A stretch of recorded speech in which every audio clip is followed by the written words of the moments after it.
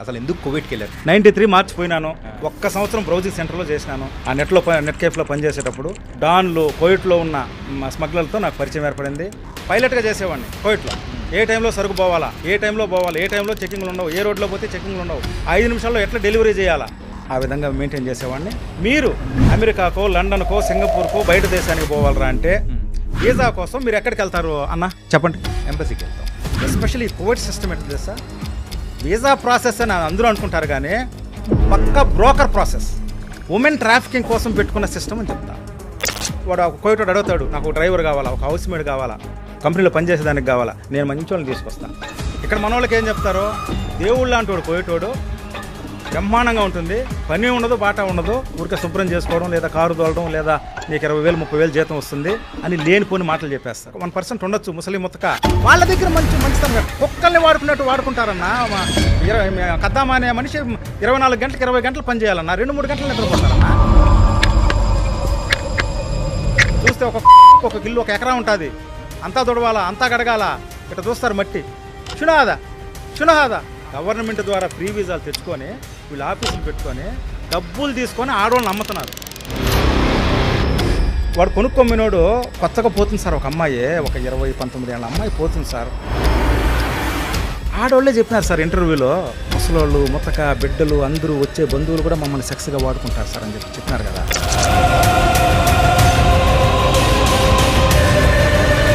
అక్కడ bad habits అనేవి కూడా ఎక్కువ ఉండవు అసలు. తాగినా కానీ ఏదైనా కానీ ఇవన్నీ చట్ట విరుద్ధము.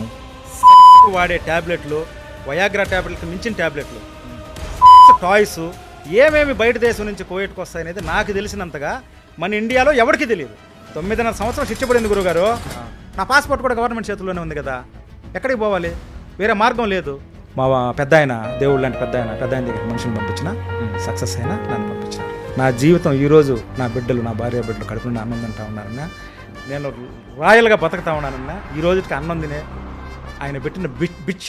Hi guys, welcome to I dream. నేను మీ చాణక్య. గైస్, కోవిడ్ గురించి మనం వింటూ ఉంటాము. అండ్ కోవిడ్ అలాంటి కంట్రీ, అండ్ అక్కడ వెళ్ళి మనం ఉద్యోగాలు చేసామంటే లైఫ్ ఇలా ఉంటుంది. ఈ మధ్యకాలంలో అయితే ఈ యూట్యూబ్, ఇన్స్టాగ్రామ్ పెరిగిన తర్వాత కొంతమంది అయితే అక్కడికి వెళ్ళి పని చేసుకుంటున్నామంటే లైఫ్ ఇలా ఉంటుంది, మా సార్ ఇలా చూసుకుంటున్నారు అని చెప్పేసి చాలామంది వీడియోస్ అనేది పెట్టడము, ఇట్లా వ్లాగ్స్ చేయడం అనేది చూస్తుంటాం. కాకపోతే ఇది one side of the coin of the Covid. కాకపోతే మరొక సైడ్ మనం చూస్తే అక్కడ జరిగే అరాచకాలు కానీ, అక్కడికి వెళ్ళిన తర్వాత చాలామంది ఆ టార్చర్లు తట్టుకోలేక పారిపోవడాలు. ఇంకా చెప్పాలంటే రీసెంట్గా వచ్చిన గోట్ లైఫ్ సినిమా చూశారు కదా, సో అలాంటి లైఫ్స్ బోలెడని మన తెలుగు వాళ్ళు అనుభవిస్తూ తట్టుకోలేక సూసైడ్ చేసుకున్న సందర్భాలు కూడా ఎన్నో ఉన్నాయి. కాకపోతే అసలు ఇలాంటి పరిస్థితులు రావడానికి గల కారణం ఏంటి, ఎందుకలా అక్కడ జరుగుతూ ఉంది, అసలు కఫీల్ సిస్టమ్ అనేది కూడా లేకుండా ఉంటే ఎలా ఉంటుంది, కఫీల్ సిస్టమ్ అంటే ఏంటి, ఇలా బోలెడన్ని సంగతులు మనతో షేర్ చేసుకోవడానికి ఒక పర్సన్ ఇప్పుడు మనతో పాటు ఉన్నారు. ఎందుకు ఈ పర్సన్ని తీసుకొచ్చి కూర్చోబెట్టానంటే 27 సంవత్సరాలు కోవిడ్లో ఉండి అక్కడున్న పరిస్థితులు కల్లారా చూసి వచ్చిన పర్సన్ కాబట్టి మరి ఆయనైతేనే కరెక్ట్గా చెప్తాడు other side of the Covid. మరి అయితే ఆయన ఎవరో కాదు, డిఎన్ వర్మ గారు. మరి ఆయనతో మాట్లాడదాం. అసలు కోవిడ్లో జరిగే అరాచకాల గురించి, మన తెలుగు వాళ్ళ పరిస్థితి కానీ, అండ్ అక్కడికి వెళ్ళిన వాళ్ళ సిచ్యువేషన్స్ ఎలా ఉన్నాయనేది. హాయ్ సార్, నమస్తే. నమస్తే. డిఎన్ వర్మ గారు, ఎలా ఉన్నారు? బాగున్నా సార్. ఏంటి సార్, కోవిడ్ సంగతులు మీ దగ్గర ఉన్నన్ని సంగతులు వేరే వాళ్ళ దగ్గర లేవంట, ఏంటి, ఎన్ని సంవత్సరాలు ఉన్నారు అక్కడ? సార్, నేను 27 సంవత్సరాలు ఉన్నాను. నా దగ్గర ఉన్న సంగతులు వేరే వాళ్ళ దగ్గర లేవని కాదు, అందరి దగ్గర ఉన్నాయి. అందరికీ తెలుసు, చెప్పలేరు. ఇరుక్కుపోయిన వాళ్ళు, తప్పు చేసేవాళ్ళు, బాగా సంపాదించుకునే వాళ్ళు జరిగే తప్పుల గురించి చెప్పలేరు సార్. అందరికీ చెప్పాలని ఉంటుంది కానీ చెప్పలేరు. వాళ్ళ బ్రతుకు తెరువు అదే కదా. వాళ్ళు చెప్పితే అక్కడ పనిచేసే వాళ్ళకి ప్రాబ్లమ్స్ వస్తాయని చెప్పేసి వాళ్ళు ఎవరు చెప్పలేరు. 99% అక్కడ పనిచేసే వాళ్ళకి కూడా కడుపులో ఎంతో మంట ఉంది కానీ బయటపడలేరు. వాళ్ళ ఫుడ్ సార్ అదే. నేను అక్కడ 27 సంవత్సరాలు నేను అక్కడ ఏం చెప్పినా, ఏమీ చెప్పలా.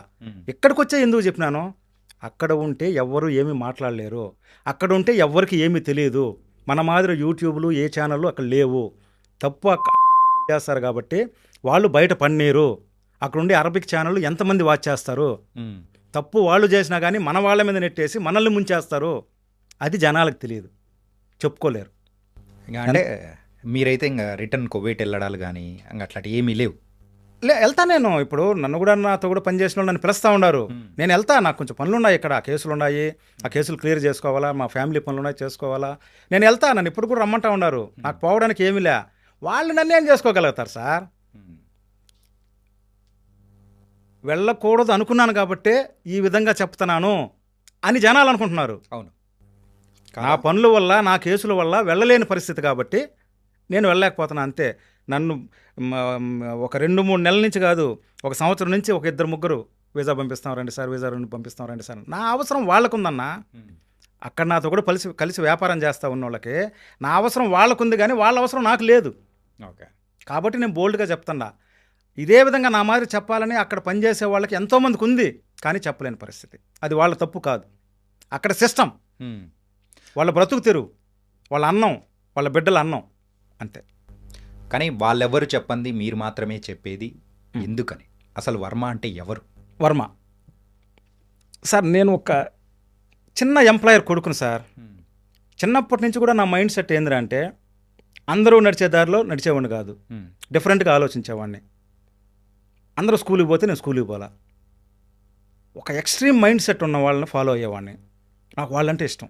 ఒక సైంటిస్టులు కావచ్చు, ఒక క్రిమినల్ కావచ్చు, ఒక స్మగ్లర్ కావచ్చు, ఒక డాన్ కావచ్చు, ఇలాంటి వాళ్ళ మైండ్ సెట్ స్టడీ చేయాలనే టైప్ మైండ్ నాది. నేను క్రిమినల్ కాదు, ఎక్స్ట్రీమ్ మైండ్ సెట్ ఉన్న క్రిమినల్స్, పెద్ద పెద్ద స్మగ్లర్సు, పెద్ద పెద్ద డాన్లు, వీళ్ళు ఎందుకు ఈ విధంగా అయినారు?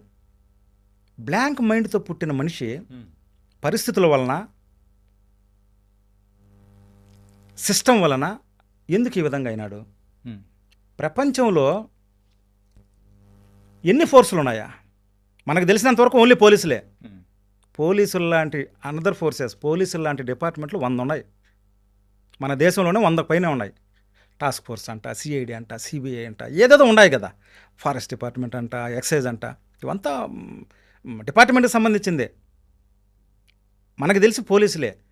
ఇన్ని ఫోర్సులు ఉన్న కంట్రీలో, ఇన్ని ఫోర్సులు ఉన్న ప్రపంచంలో వీళ్ళు ఇంత పెద్ద క్రిమినల్స్ ఎట్లయినారు సార్?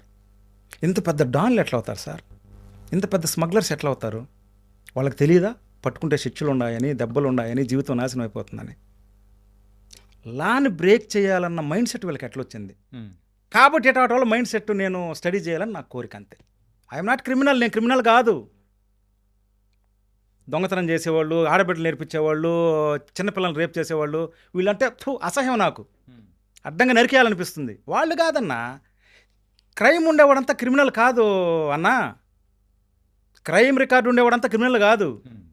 యాజ్ ఎ లా నువ్వు రోడ్ క్రాస్ చేయడం కూడా ఇల్లీగలే. లా ప్రకారం మన యాక్టివిటీస్లో అన్నిట్లో క్రైమ్ ఉంటుంది, ఇల్లీగల్ యాక్టివిటీస్ ఉంటాయి.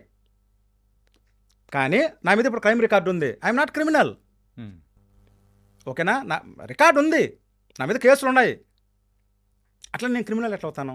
లా ప్రకారం లాని ఎవడు బ్రేక్ చేసినా వాడు క్రిమినలే, క్రైమ్ చేసినట్లే, అంతే కదా. రెడ్ సిగ్నల్ క్రాస్ చేస్తే కూడా క్రైమే కదా సార్. రోడ్డు దాటితే కూడా ఇల్లీగలే కదా సార్. అంటే ఇప్పుడు మీ మీద కేసులు ఉన్నాయి, అన్నీ ఉన్నాయి, కానీ మీరు క్రిమినల్ కాదు అని మీరు అంటున్నారు. అంతే అంతే అంతే. క్రైమ్ రికార్డు ఉన్నోడంతా క్రిమినల్ కాదు. ఓకే, దీని గురించి మాట్లాడదాం. కాకపోతే ఇంతకంటే ముందు 27 సంవత్సరాల ముందు మీరు అయితే కువైట్కి వెళ్ళారు. ఓకే. అంటే ఇలాంటి ఇంటెన్షన్, ఇలాంటి మైండ్ సెట్ తోనే మీరు కువైట్లో అడుగు పెట్టారా? లేదు. మరి ఆ జర్నీ ఎలా జరిగింది? అసలు ఎందుకు కువైట్కి వెళ్ళారు? నేను కువైట్కి వెళ్ళింది కేవలం విమానం ఎక్కడానికి కోసం. విమానం ఎక్కడ? విమానం ఎక్కడానికి పిచ్చి. సైకిల్ కూడా ఇదిలే సార్. 180 రూపాయలు సైకిల్ కొనిచ్చేదానికి మా నాన్న 3 నెలలు ఎంత బాధపడినాడో నాకు తెలుసు. 90స్లో 80స్లో 90స్లో నేను పోయింది 93 మార్చ్ సార్. 80స్లో 180 రూపాయలు సైకిల్ కొనిచ్చేదానికి మా నాన్న ఒక గవర్నమెంట్ ఎంప్లాయర్గా ఉండి ఆయన ఎంత బాధపడినాడో నాకు కంటితో చూసిన. సరే తీయించినాడు ఒక సెకండ్ హ్యాండ్ సైకిల్, అది వేరే విషయం. సైకిల్ దొక్కుతా కూడా నేను కారులో పోయే వాళ్ళని వాచ్ చేసేవాడిని. ఒరి వీడు ఎట్ట కారులో పోతున్నాడు అని అనుకునేవాడిని కాదు, మనం ఎట్ట కారు కొనాలి అనుకునేవాడిని. వాడు ఎట్లా పోతున్నాడు అని అనుకునేవాడిని కాదు, నేను ఎట్లా కొనాలి, అంతకన్నా కారు ఎట్లా కొనాలి, ఈ టైప్ మెంటాలిటీ. సరే అనుకోకుండా పోయి మనకు చదువు అవ్వలేదు, చదువు లేదు, ఏమీ లేదు. కొంచెం ఇక్కడ నేను కిడ్నాప్ కేసులో ఒక దాంట్లో ఇరుక్కున్నా 91. ఇక్కడ మా ఫ్రెండ్ ఒక అమ్మాయిని లవ్ చేస్తుంటే వాడిని పోయి తెల్లారుజామున ఆడ చిత్తూరుకి యువతల పల్లిలో ఒక నాయుళ్ళ అమ్మాయి మా మా ఊరు వద్దులే కులం వద్దులే పాపం వాళ్ళు బాధపడతారు వద్దు వేరే ఒక అబ్బాయి లవ్ చేసుకుంటే మేమంతా ఒక 5-6 ఆడబెట్టినాయి 91 వాళ్ళకి పెళ్ళిళ్ళు చేసినాం. తర్వాత వాళ్ళ గొడవలైనాయి, మాకు గొడవలైనాయి. పిల్లకి అప్పుడు వయసు కదా సార్. సరే అట్లా కేసులు ఇరుక్కున్నా. చంద్రగిరి పోలీస్ స్టేషన్లో నేను ఒక కేసులో ఇరుక్కున్నా 91 చంద్రగిరి చిత్తూరు జిల్లా. ఇరుక్కున్న తర్వాత సరే మామూలుగా ఏమి అదేం కాదులే, డొమ్మి కేసులో కొట్టేసినారు, అదేదో అంటారు కదా దొమ్మి కేసులో ఏదో, అది కొట్టేసినారు, ఏం ప్రాబ్లం లేదు. ఇంకెక్కడ ఉంటే చెడిపోతాడు అనుకున్నారు నా బిడ్డ అమ్మ నాయన. ఆ కాలంలో 300 రూపాయలు పాస్పోర్ట్ చేయించినారు. నాకు విమానం ఎక్కాలని పిచ్చి. అప్పుడు బస్సు మన చిన్నపిల్లలప్పుడు మన అమ్మమ్మ వాళ్ళ ఇంటికో నానమ్మ వాళ్ళ ఇంటికో ట్రైన్ ఎక్కాలన్నా బస్సు ఎక్కాలన్నా ఎట్లుండేదా, విమానం ఎక్కినాము, పోయినాము, ఇరుక్కుపోయినాము, ఎన్నెన్నో చేసినాము. ఇరుక్కుపోయినా అంటే ఏంది? ఇరుక్కుపోయినా అదే కాదు, ఒక ప్రాసెస్ ఒకసారి నాకు కరెక్ట్గా చెప్పండి. ప్రాసెస్ ఏం లేదు సార్, సింపుల్గా చెప్తాను. ఇప్పటికి ఎంతో చెప్పేసినాను, మళ్ళీ చెప్తాను. 93 మార్చి పోయినాను. 1 సంవత్సరం బ్రౌజింగ్ సెంటర్లో చేసినాను. ఇంటర్నెట్ బ్రౌజింగ్ సెంటర్ అప్పుడప్పుడే వచ్చిన కంప్యూటర్లు, దాంట్లో పనిచేసినాను. ఆ నెట్ కేఫ్లో పనిచేసేటప్పుడు, ఆ బ్రౌజింగ్ సెంటర్లో పనిచేసేటప్పుడు పెద్ద పెద్ద ఆఫీసర్లు, పెద్ద పెద్ద స్మగ్లర్లు, డాన్లు, కోవిట్లో ఉన్న స్మగ్లర్లతో నాకు పరిచయం ఏర్పడింది. నా స్మార్ట్నెస్, నా తెలివి, నా లాంగ్వేజెస్, నా తెలివి ఇది చేసి వాళ్ళు నన్ను 1 సంవత్సరం తర్వాత వాళ్ళే అకామా కొట్టుకున్నారు, నన్ను తీసుకొమ్మినారు, పనిలో పెట్టుకున్నారు. నేను ఓన్లీ ఎంప్లాయర్. వాళ్ళ దగ్గర పని చేసేవాడిని, పైలట్గా చేసేవాడిని. పైలట్గా అంటే ఏ టైంలో సరుకు పోవాలా, కోవిట్లో ఏ టైంలో సరుకు పోవాలా, ఏ టైంలో పోవాలా, ఏ టైంలో చెకింగ్లు ఉండవు, ఏ రోడ్లో పోతే చెకింగ్లు ఉండవు. అల్లాహ్ అక్బర్ టైం 5 నిమిషాల టైం, సరుకు పోయి ఎక్కడ ఉండాలా, 5 నిమిషాల్లో ఎట్లా డెలివరీ చేయాలా, సరుకు బయలుదేరే ముందు పైలట్ కారు ఎట్లా పోవాలా, ఏ రూట్లో పోవాలా, నేను ముందు పోయేవాడిని, వాచ్ చేసేవాడిని. ఫోన్ల ద్వారా అన్నీ జరిగేది. అప్పుడు మామూలు ఫోన్లు కాదు, శాటిలైట్ ఫోన్లు. ఆ విధంగా మెయింటైన్ చేసేవాడిని. నేను నచ్చినాను, నాకు వాళ్ళే అకామ కొట్టుకున్నారు. కోయోటోడ్ కన్నా ఎక్కువగా బతికిన ఆ కాలంలోనే. ఫ్రమ్ 94 ఫ్రమ్ 2020 అంత లగ్జరీగా బతికిన. నెలకు ఒకసారి ఇంటికి వచ్చిపోయేవాడిని, నెలకు 2 నెలలకు ఒకసారి ఇంటికి వచ్చిపోయేవాడిని. కానీ ఎవరైనా కానీ కోవిడ్కి వెళ్ళినారంటే నెలకు ఒకసారో 2 సార్లు వచ్చిపోయేంత కాదు కదా, సంవత్సరానికో 2 సంవత్సరాలకు ఒకసారి వచ్చిపోయే మాత్రమే ఉంటుంది. ఇళ్లలో పనిచేసేవాళ్ళు కానీ బయట చేసేవాళ్ళు కానీ రూల్స్ ప్రకారం 2 సంవత్సరాలకు ఒకసారి 2 నెలలు సెలవులు ఇస్తారు. ఎవడైనా అంతే, 2 సంవత్సరాలకు ఒకసారి వస్తారు. ఇంకా 2 సంవత్సరాలకు వచ్చేవాడు ఉన్నాడు, 5 ఏళ్ళకి వచ్చేవాడు ఉన్నాడు, 10 ఏళ్ళకి వచ్చేవాడు ఉన్నాడు. బాధల వల్ల, ఇంటి దగ్గర బాధల వల్ల ఇల్లు స్టార్ట్ చేస్తారు, అప్పులు తీరాలి, లేటుగా వచ్చేవాళ్ళు ఉన్నారు. అక్కడ ఆడవాళ్ళు లంచ్ కాండి పెట్టుకొని 10 ఏళ్ళు 20 ఏళ్ళు రానోళ్ళు ఉన్నారు. మగవాళ్ళు ఆడదాన్ని పెట్టుకొని 10 ఏళ్ళు 20 ఏళ్ళు రానోళ్ళు ఉన్నారు. అది వేరే విషయం. నేను ప్రతి నెల వచ్చిపోయేవాడిని. నా భార్య కోవిడ్ చూడాలంటే కూడా ఫ్యామిలీ వీసా, నా పేరు మీద వీసా తీసి ఒక 2-3 నెలలు అక్కడ లైఫ్ ఎట్టుందో చూపించేసి మళ్ళీ తీసుకొచ్చేసిన. బిడ్డలు ఉన్నారు కదా సార్ ఇక్కడ, బిడ్డల కోసం ప్రతి నెల, వీలైతే 2వ నెల, ఒకే నెలలో 3 సార్లు వచ్చిపోయిన రోజులు ఉన్నాయి సార్. ఒకటే నెల వచ్చి 1 వారం ఉండి, వెళ్ళి మళ్ళీ ఒక 2-3 రోజులు ఉండి, మళ్ళీ వచ్చి 1 వారం ఉండి, ఒకటే నెలలో 3 సార్లు వచ్చిపోయిన రోజులు ఉన్నాయి. మీరు ఇందాక ఒక పాయింట్ అన్నారు ఏంటంటే, నా మీద కేసులు ఉన్నాయి కానీ నేను క్రిమినల్ని కాదు అని చెప్పేసి. నా మీద కేసులు ఉన్నాయి, నేను క్రిమినల్ కాదని కాదు. క్రైమ్ రికార్డు ఉండేవాడంతా క్రిమినల్ కాదు. ఓకే, క్రైమ్ రికార్డు ఉన్న వాళ్ళంతా క్రిమినల్ కాదని. ఎఫ్ఐఆర్ బుక్ అయినోడంతా క్రిమినల్ కాదు సార్. ఓకే సరే, ఇప్పుడు మీరు ఒక ఎగ్జాంపుల్ చెప్తా. ఒకటి దీనికంటే ముందు ఏంటంటే, తప్పుని ప్రోత్సహిస్తూ దానికి హెల్ప్ చేసేవాడు కూడా క్రిమినలా కాదా? క్రిమినలే. మరి మీరు దానికి హెల్ప్ చేశారా లేదా? ఏ హెల్ప్ చేసినాను అంటే పైలట్ గా చేయడం కానీ, స్మగ్లింగ్. అవును, ఇప్పుడు ఏదైనా కానీ తప్పే కదా. ఎట్లా తప్పు? స్మగ్లింగ్ వ్యాపారం. ఆ వ్యాపారమేనా? స్మగ్లింగ్ అనేది కేవలం వ్యాపారం. It's not a crime. As a law it's crime. నేను చెప్తాను, as a law it's crime. Okay, law ప్రకారం అన్నీ క్రైమే సార్, అన్నీ ఇల్లీగలే. నువ్వు రోడ్డు కూడా క్రాస్ చేసినా కూడా అది క్రైమే, అది ఇల్లీగలే. పెళ్ళాన్ని కొట్టి ఎఫ్ఐఆర్ బుక్ అయితే కూడా అది క్రైమే. పెళ్ళాన్ని కొడితే క్రైమా కాదా? క్రైమ్ రికార్డు ఉన్నోడంతా క్రిమినల్ కాదు సార్. అవును, పెళ్ళాం బాధ పెడతాందయ్యా మొగుడినే, ఎట్లా క్రిమినల్ అవుతాడో? ప్రపంచంలో ఉండే లా ప్రకారము క్రిమినల్ రికార్డు ఉండేవాడంతా క్రిమినల్ కాదు. గతి లేక క్రిమినల్ అవుతాడు, ఫుడ్ కోసం క్రిమినల్ అవుతాడు, క్రైమ్ చేద్దామని క్రైమ్ అవుతాడు.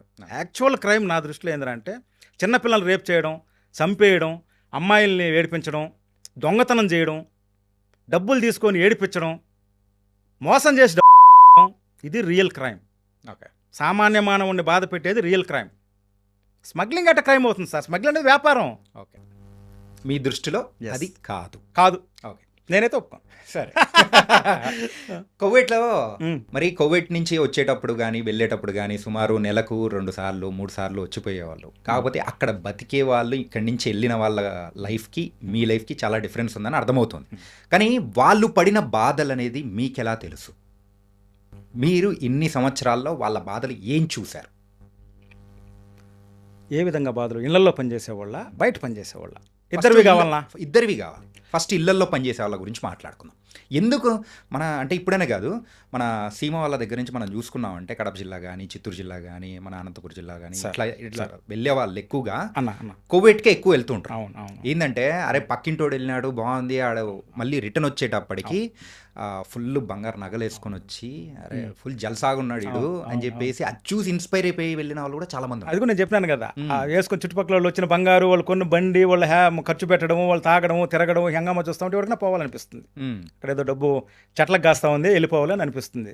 నెంబర్ 2, నా విధంగా అయితే ఒక విమానం కోసం పోవాలనిపిస్తుంది. అంతే. ఓకే, మీరు అడిగేది ఏంది? ఇళ్లలో పడే కష్టాలు, బయట పడే కష్టాలా? ఫస్ట్ ఇళ్ళల్లో ఈ కష్టాల గురించి చెప్పాలంటే ఖచ్చితంగా వీసా ప్రాసెస్ గురించి చెప్పాలి. Okay, visa process. మీరు అమెరికాకో, లండన్కో, సింగపూర్కో, బయట దేశానికి పోవాలరా అంటే వీసా కోసం మీరు ఎక్కడికి వెళ్తారు అన్న చెప్పండి? ఎంబసీకి వెళ్తాం. ఎంబసీకి వెళ్తాం. ఏ దేశానికి వెళ్ళాలనుకుంటే ఆ దేశం ఎంబసీకి పోయేసి వాళ్ళకి ఏం డాక్యుమెంట్స్ కావాలో ఇచ్చి వీసా తీసుకొని వెళ్ళిపోతాం. నీకు ఒక మనిషి వీసా ఇవ్వడు, ఆ దేశ గవర్నమెంట్ నీకు వీసా ఇస్తుంది. అంతే కదా? అవును. ఆ దేశం ఎంబసీ నీకు వీసా ఇస్తుంది, ఆ గవర్నమెంట్ నీకు పర్మిషన్ ఇస్తుంది. నువ్వు ఆ దేశంలోకి రావచ్చు, విజిటింగ్గా కానీ, పని చేసుకునేదానికి కానీ, దేనికైనా కానీ. ఈ గల్ఫ్ కంట్రీ సిస్టమ్ ఎట్లా తెలుసా? ఎస్పెషల్లీ ఈ కువైట్ సిస్టమ్ ఎట్లా తెలుసా? వీసా ప్రాసెస్ అని అందరూ అనుకుంటారు, కానీ పక్కా broker process, women trafficking process. ఏంటది అసలు యాక్చువల్గా? నాకు ఇది కొంచెం క్లారిటీగా చెప్పండి. క్లారిటీగా, ఏ దేశమైనా గవర్నమెంట్ ఒక మనిషికి వీసా ఇస్తుంది. కువైట్ మాత్రం ఆ గవర్నమెంట్ వీసా వాళ్ళ రక్త సంబంధీకులకు మాత్రమే ఇస్తుంది.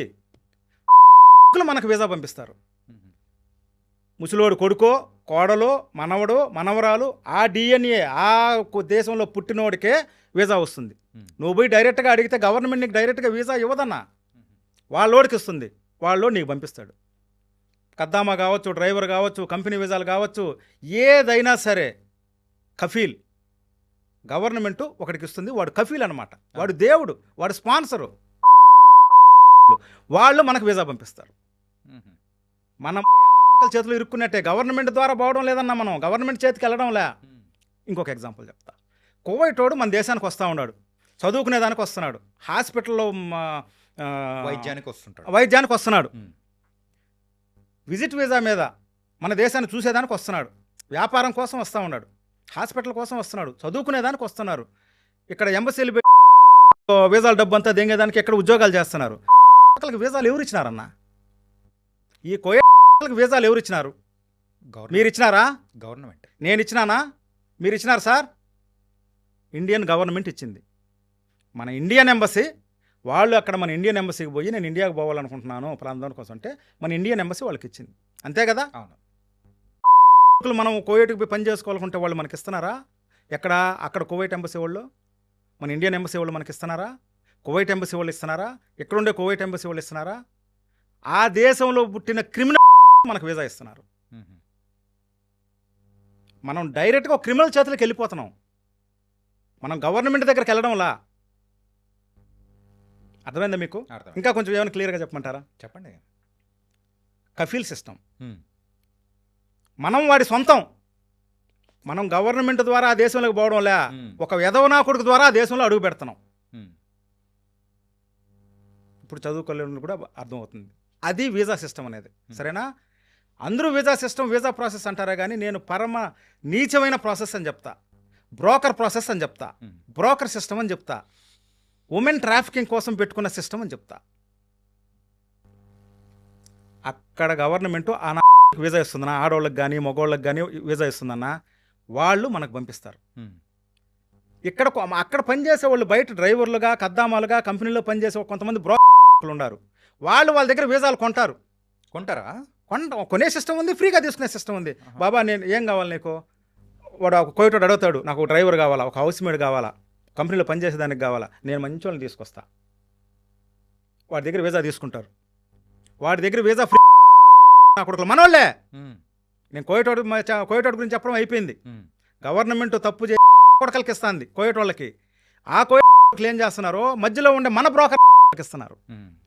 నాకు ఒక మనిషిని పిలిపించని చెప్పేసి వాళ్ళ దగ్గర ఫ్లైట్ టికెట్ తీసుకుంటారు. ఈ మధ్యలో బ్రోకర్లు ఆడవాళ్ళు ఉన్నారు, మగవాళ్ళు ఉన్నారు. అక్కడ వీసాలు తీసి మనోళ్ళకి పంపించేవాళ్ళు కూడా మనోళ్ళు. పరమ బ్రోకర్ వాళ్ళ దగ్గర వీసా తీసుకుంటారా, వాళ్ళ దగ్గర ఫ్లైట్ టికెట్ తీసుకుంటారు, మెడికల్ డబ్బు ఇస్తారు, అన్నీ తీసుకుంటారు. తీసుకొని ఇక్కడికి ఫోన్ చేస్తారు మన వాళ్ళకి, సరే పాస్పోర్ట్ కాపీలు పంపి నేను వీసా తీస్తాను అని చెప్పేసి వాడి దగ్గర పాస్పోర్ట్ కాపీలు ఇచ్చి వీసా తీసుకుంటారు. ఇక్కడ మన వాళ్ళకి ఏం చెప్తారో, దేవుళ్ళు అంటాడు కోయటోడు, బ్రహ్మాండంగా ఉంటుంది, పని ఉండదు, బాట ఉండదు, ఊరికే శుభ్రం చేసుకోవడం, లేదా కారు తోలడం, లేదా పిల్లల్ని చూసుకోవడం, నీకు 20,000 30,000 జీతం వస్తుంది అని లేనిపోని మాటలు చెప్పేస్తారు. ఎందుకో వీడు చేసే బ్రోకర్ డబ్బు కోసం. ఆ కోయటోడు గురించి వాళ్ళకి తెలియదు, ఇక్కడి నుంచి పోయే వాళ్ళకి ఆ కోయటోడు గురించి తెలియదు. మధ్యలో ఈ బ్రోకర్లు వీసాలు తీసేస్తారు. సరేనా, తీసి పంపించేస్తారు. మన వాళ్ళు పోయి ఇరుక్కుంటారు. వాళ్ళ దగ్గర డబ్బు మళ్ళీ వీళ్ళ దగ్గర డబ్బు తీసుకుంటాడో వీళ్ళకి ఇస్తాడో నాకు తెలియదు. కానీ ఇక్కడ వాళ్ళు మళ్ళీ ఈ మెడికల్కి దీనికంతా చాలా ఖర్చు ఉంది. ఇంత ఖర్చు తీసుకొని పోతారు, ఇంత ఖర్చు పెట్టుకొని పోతారు, ఇరుక్కుపోతారు. సరే, అది వేరే విషయం. 1% మంచి వాళ్ళు ఉండొచ్చు, అల్లాకి భయపడేవాడు, దేవుడికి భయపడేవాడు ఒక 1% ఉండొచ్చు, ముసలి ముతక బాగా చూసుకోవచ్చు. వాళ్ళ దగ్గర మంచితనం ఎక్కడుందన్నా? కుక్కల్ని వాడుకున్నట్టు వాడుకుంటారన్నా. కద్దామా అనే మనిషి 24 గంటలకు 20 గంటలు పని చేయాలన్నా, 2-3 గంటలు నిద్రపోతారన్నా.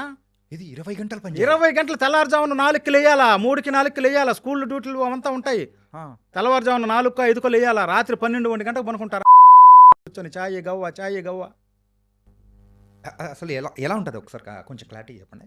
అంటే దోల తీరిపోద్ది. కద్దామాలు అయితే ఆడవాళ్ళకి 24 గంటలకు 20 గంటలు, 19 గంటలు 18 గంటలు నిద్ర ఉండదు, ఏముండదు. అరవడం, తిట్టడం, కొట్టడం. ఏదో అలవాటు పడిన వాళ్ళు, ఒకరోజు భాష వచ్చిన వాళ్ళు కుదురుకున్న తర్వాత పర్లేదు. కానీ కొత్తగా పోయిన వాళ్ళకి భాష రాదు, కసురుకుంటారు, అరస్తారు, తిడతారు, కొడతారు. కొత్తగా పోయిన వాళ్ళకి ఏం తెలుస్తుంది sir? Different culture, different language, ఏమీ తెలియదు. చూస్తే నా కొడుకు ఒక ఇల్లు 1 ఎకరా ఉంటుంది, అంతా తుడవాలా, అంతా గడగాల. ఇట్లా చూస్తారు మట్టి, షునహాదా ఆ మట్టి కూడా ఉండకూడదు. వాడిచ్చే 70-80 దినార్లకి. అది ఆడబిడ్డలది. మగోళ్ళు తెల్లారుజామున 4 గంటలకు ఫోన్ చేస్తారు, బండి కడగాల. వీళ్ళు డ్రైవర్ లేదో పెద్ద ఇదిగా చెప్తారు, కార్లు అన్నీ కడగాల, దివానియా పని చేయాలా, చాయ్ గహ్వ వేయాలా, ఇండ్లు ఉడ్చాలా, అంటే నీళ్లు పెట్టి ఇది చేయాలా, గార్డెన్లకు నీళ్లు పోయాలా. దోలు తీరిపోద్ది డ్రైవర్లకు కూడా. ఈయన అంటే వాళ్ళు పడేసే కుక్క లాంటి బిస్కెట్ల కోసం, ఎవరో పడేసే కుక్కలకు పడేసినట్టు బిస్కెట్ల కోసం మనోళ్ళు బ్రోకర్ పనులు చేస్తున్నారు. కొంచెం ముదిరినోళ్ళు, కొంచెం తెలివి ముదిరినోళ్ళు, వయసు ముదిరినోళ్ళు, అక్కడ వాళ్ళకి అలవాటు పడినోళ్ళు వాళ్ళ దగ్గర వీసాలు తీసుకొని డబ్బు చేసి ఇక్కడ అమాయకులకు పంపించేసి వీళ్ళ దగ్గర డబ్బు పోయేసి వదిలేస్తారు. మళ్ళీ ఏం జరిగినా ఏం తెలియదు. మంచోడు అన్నావు కదన్నా అంటే నాకేం తెలుసమ్మా అంటారు. దోలు తీరిపోద్ది కొత్తగా పోయిన వాళ్ళకి. సరే, ఏది అక్కడ వీసా, కోయట్ నా కొడుకుల వీసా అక్కడ పనిచేసే వాళ్ళ చేతికిస్తే. ఇంకొన్ని ఆఫీసులు ఉన్నాయి. ఇది అసలైన బ్రోకర్ వ్యవస్థ. ఆఫీసులు కద్దాం ఆఫీసులు అంటారు. అక్కడ బ్రోకరేజ్ ఆఫీసులు ఉన్నాయి. పేరు కద్దాం ఆఫీసు, మ్యాన్ పవర్ ఆఫీసు. దాంట్లో ఒక మేడం ఒక ఓనర్ల మాదిరి వాళ్ళు, బ్రోకర్ పనులు చేసే ఒక సార్ అనాలోని మనోళ్ళే. బ్రోకర్ పని చేసే ఒక మనోళ్ళే. ఆమెని మేడం అనాలా. వాళ్ళు ఏం చేస్తారు? కొనడం, అమ్మడం. డ్రైవర్లని కద్దామల్ని సప్లై చేయడం అంటే ఏదో గవర్నమెంట్ దగ్గర వీళ్ళు లైసెన్సులు ఆఫీసులు పెట్టుకున్నారు సార్. వీళ్ళు గవర్నమెంట్ దగ్గర తీసుకొస్తారు. అక్కడ గవర్నమెంట్ వీళ్ళకి వీసాలు సప్లై చేస్తుంది. గ్రూప్ వీసాలు 20-30 వీసాలు ఇస్తుంది. మాకు మనుషుల్ని పిలిపించని చెప్పేసి వాళ్ళు ఇక్కడ పంపించేసి వీళ్ళకి లేనిపోని మాటలు చెప్పేసి బ్రహ్మాండమైన ఇల్లు, ఇంత జీతం అని చెప్పేసి అందరినీ తీసుకొని పుడుస్తారు. ఆడవాళ్ళని, మగవాళ్ళని బ్యాగులు వేసుకొని వెళ్ళి పుడుస్తారు, ఒక 2-3 బొట్టలు పెట్టుకొని. అక్కడ ఆఫీసులు ఉన్నాయన్నమాట. ఆ ఆఫీసుల్లో కుక్కల మాదిరి పడుండాలి వీళ్ళు పోయేసి. ఆడనే పనుకోవాలా, వాళ్ళు పెట్టే తిండి తినాలా. సాయంత్రం బ్యాగులు ఎత్తుకొని రోడ్లు అమ్మంటే నడుచుకుంటూ పోతారు. ఏది మేడం ముందు పోతూ ఉంటే ఆఫీస్ మేడము వెనకాల కూలోళ్ళ మాదిరి బ్యాగులు ఎత్తుకొని పోతూ ఉంటారు. ఎందుకో అమ్మడం కోసం. రాత్రిపూట ఆమెతో వచ్చి అక్కడ హాల్లో వేసి బేగాలు వేస్తారు. ఆఫీసుకి తీసుకొని పోయేసి ఏది వాళ్ళ ఇంటికాడికి తీసుకొచ్చి బేగాలేస్తారు. మళ్ళీ పొద్దున్న 8 గంటల 9 గంటలకు ఆఫీసులో పోవాలా, బ్యాగ్లు ఎత్తుకొని పోతా ఉండాలా. ఏ కోయ కొంచెం కొనుక్కుంటాడో కొనుక్కొని పోతా ఉన్నాడు. ఆడవాళ్ళని డబ్బులు ఇచ్చి కొనుక్కొని పోతున్నారు సార్ కద్దామాల రూపంలో. అదే వాళ్ళని డబ్బులు తీసుకొని మన వాళ్ళు అమ్ముతున్నారు సార్.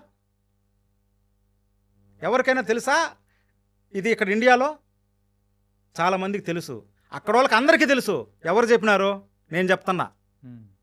ఉమెన్ ట్రాఫికింగ్, బ్రోకర్లు కొనడం అమ్మడం, డబ్బులు తీసుకొని ఆడవాళ్ళని అమ్ముతున్నారు. గవర్నమెంట్ ద్వారా ఫ్రీ వీసాలు తెచ్చుకొని వీళ్ళు ఆఫీసులు పెట్టుకొని, ఒకటేమో మేడం, ఒకటేమో సార్ కూడా ఫిజికల్గా హెరాస్మెంట్ చేస్తాడు ఇక్కడి నుంచి పోయిన ఆడవాళ్ళని. మనోడు అక్కడ సారు ఎంతోమంది చెప్పినారు ఆడవాళ్ళు నాకు. ఫిజికల్గా హెరాస్మెంట్ చేస్తాడు, తిడతాడు. ఎందుకు తిడతాడు? కోయట వాళ్ళు వస్తారు సార్. ఇప్పుడు కొంతమంది అక్కడ పనిచేసే వాళ్ళకి మన వాళ్ళకి వీసాలు ఇచ్చి తెప్పించుకునే వాళ్ళు ఉన్నారు. రాత్రికి ఒక అవసరం, ఒక కద్దామా మూడు వచ్చింది, లేదు పని ఒక కద్దామా పారిపోయింది, మా ఇంట్లో పనిచేస్తే కద్దామా కావాలి, ఒక పతాకెత్తుకొని వస్తాడు ఆఫీసులకి. 1000 2000 అంటే లక్షలు డబ్బులు ఆడబార్ది. ఆడదాన్ని మొగలు కొనుక్కొని పోతారు. కద్దామని లక్షల బాధని కొనుక్కొని పోతాడు. మరి వీళ్ళకి ఇచ్చేది ఎవరికి? వీళ్ళకి ఇస్తారు. మెడికల్కి దానికి టికెట్కి ఏదో కుక్క పడేసినట్టు ఇస్తారు. మనోళ్ళు లక్షలు చేస్తారు వాళ్ళ దగ్గర. ఆ మేడం, ఆ సారు. కొన్ని వందల ఆఫీసులు ఉన్నాయి. హవల్లీ, ఫాహిల్, జహరా అనే ఏరియాల్లో కొన్ని వందల ఆఫీసులు ఉన్నాయి. ఆఫీసులు తీసుకొని లైసెన్సులు పెట్టుకునేస్తున్నారు. ఏడు నుంచి పోయిన వాళ్ళే. సరే, లైసెన్స్ కోయేటోడిదే, వాడి దగ్గర పనిచేసేవాళ్ళు సారు మేడం వీళ్ళని ఆ విధంగా అమ్మేస్తూ ఉన్నారు. డబ్బులు ఇచ్చి కొనుక్కున్న కోయ ఏమి బిడ్డను చూసుకుంటాడా అన్న? ఎందుకు చూసుకుంటా? లక్షలు ఇచ్చి కొనుక్కొని పోయినోడు ఏం పువ్వులో పెట్టి చూసుకుంటాడా? ఏం వాడు తోడ పుట్టిన చెల్లా, లేకపోతే వాడు కడుపుని పుట్టిన మా బిడ్డ? క్రూర అన్నా, వాళ్ళ డిఎన్ఏలోనే ఉంది నా క్రూరత్వం. ప్రపంచానికంతా తెలుసు. గల్ఫ్ కంట్రీస్ క్రూరత్వం గురించి మన ప్రపంచం మొత్తం అన్ని గవర్నమెంట్లకి తెలుసు. డబ్బులు ఇచ్చి కొనుక్కొని పోతున్నారు. ఈ క్రూరత్వం అంటున్నారు కదా, చెప్తాను. వాడు కొనుక్కొమ్మినోడు కొత్తగా పోతుంది సార్. ఒక అమ్మాయి, ఒక 20-19 ఏళ్ళ అమ్మాయి పోతుంది సార్. కొత్త లాంగ్వేజ్ అరస్తారు. అది క్లీన్ చేయంటారు, ఇది క్లీన్ చేయంటారు, బాత్రూమ్ గడుగు అంటారు, అజ్జయ్య అంటారు, ఇజ్జయ్య అంటారు, కారు గడుగు అంటారు, అరస్తారు. దిక్కు తెలీదు. ఏమైనా బాధపడింది, ఏడ్చింది. సరే, ఒక 15 రోజులు చేసింది. నాకు వద్దురా స్వామి వీళ్ళు పని చెప్పేసి కద్దాం వాళ్ళకి, వీళ్ళకి ఆఫీస్ వాళ్ళకి ఫోన్ చేసి నన్ను తీసుకోమండి అంటే, నువ్వు పని చేయని వచ్చినావా, దేనికి వచ్చినావా? వీళ్ళు అడగడం, నువ్వు పని చేయని వచ్చినావా, దేనికి వచ్చినావు? ఇంత డబ్బులు మళ్ళా డబ్బులు డిమాండ్ చేయడం. నేను 2 లక్షలు ఖర్చు పెట్టి మేము తీసుకొచ్చినాము, 2 లక్షలు ఇంటికాడే మనం ఇంటికి పంపిస్తాం. ఒకవేళ నేను వెళ్ళిపోవాలి, అయ్యో నా మొగుడు గుర్తొస్తున్నాడు, నా బిడ్డలు గుర్తొస్తున్నాడని ఆడబిడ్డ దండం పెట్టి సార్ అమ్మ అయ్యా అనింది అనుకో, వాళ్ళు అక్కడ బెదిరించడం. 2 లక్షలు పెట్టు, 5 దినాలు కట్టు అంటే 2 లక్షలు చిల్లరా ఇంటికాడ ఏమనం పంపిస్తా. కొడుతున్నారమ్మా, తిడుతున్నారమ్మా, కొట్టించుకో. పని చేయని వచ్చినావా, దేనికి వచ్చినావు? కొడుకులు అడగడం. సరే, ఆ అమ్మాయి ఒక 20 రోజులు పని చేసింది. సరే, ఏదో తిరుక్కొని వచ్చేసింది అనుకో ఆఫీస్కే, వేరే ఇంట్లో పెట్టండి అని చెప్పేసి. ఆ 15 రోజులు 20 రోజులు చేసింది చూడు పని, ఆ డబ్బు కూడా బ్రోకర్ ఇంటికాడేమో బిడ్డలకు అన్నం కూడా ఉండదు. మరి కొంతమంది అయితే ఇంటికి పంపిస్తూ ఉంటారు కదా. పంపిస్తారు, సెటిల్ అయిన వాళ్ళు పంపిస్తారు సార్. నేను చెప్పే స్టార్టింగ్ ఇంకా నేను స్టార్టింగ్ స్టేజ్లోనే ఉన్నా, వీసా ప్రాసెస్లోనే ఉన్నా. ఓకే. ఇవి అక్కడ జరిగే కష్టాలు. సరే, పోయినారనుకున్నా, ఇల్లు బాగానే ఉన్నింది, కుదిరింది అనుకో, చేసుకుంటారు. ఏదో దేవుడికి భయపడి మొగుడికి ఇక్కడ కష్టాలు చూసి బిడ్డలకు అన్నం లేదని చెప్పి కష్టమో నష్టమో భరిస్తా ఆడవాళ్ళు మగవాళ్ళు చేసుకుంటారు ఇళ్లలో. సరేనా? లేదు, ఏడ్చి ఇక్కడ డబ్బులు కట్టి మళ్ళీ రిటర్న్ వచ్చేయడం, పారిపోవడం. కొడుతున్నారు సార్, తిడుతున్నారు సార్. దరిద్రమైన ఇళ్ళు ఉన్నాయి సార్ కొన్ని. నేను చెప్పినాను కదా, ఫిజికల్గా హరాస్మెంట్ ఉంది. ఆడవాళ్ళే చెప్పినారు సార్ ఇంటర్వ్యూలో. అవునవును. ముసలోళ్ళు, ముత్తక, బిడ్డలు అందరూ వచ్చే బంధువులు కూడా మమ్మల్ని సెక్స్గా వాడుకుంటారు సార్ అని చెప్పినారు కదా. ఇటువంటి కొన్ని ఇళ్ళు ఉన్నాయి. ఇంట్లో 10 మంది ఉంటే 10 మంది దుర్మార్గులు అయితే ఆ ఆడబిడ్డ ఏం చేస్తుంది సార్? మీకు నేను ఒక వీడియో పెడతా. 80 ఏళ్ళ ముసలోడు రమ్మని చెప్తున్నాడు. నేను అది వీడియో మీకు చూపిస్తా, వేయాలి మీరు. ఇలాంటివంతా ఉన్నాయి సార్. పారిపోతారు అంతే. అది వీసా ప్రాసెస్. వీసా ప్రాసెస్ అనేది broker process, women trafficking process, అమ్మడము కొనడము. లీగల్ ప్రపంచంలో ఉన్న వీసా సిస్టమ్ కువైట్లో లేదు. అంతే. వేరే జరగండి, వీసా ప్రాసెస్ గురించి చెప్పేసి. ఓకే. ఈ వీసా ప్రాసెస్ అంటే ఫస్ట్ స్టేజ్లోనే ఇంత భయంకరంగా ఘోరంగానే ఉంటుంది కదా.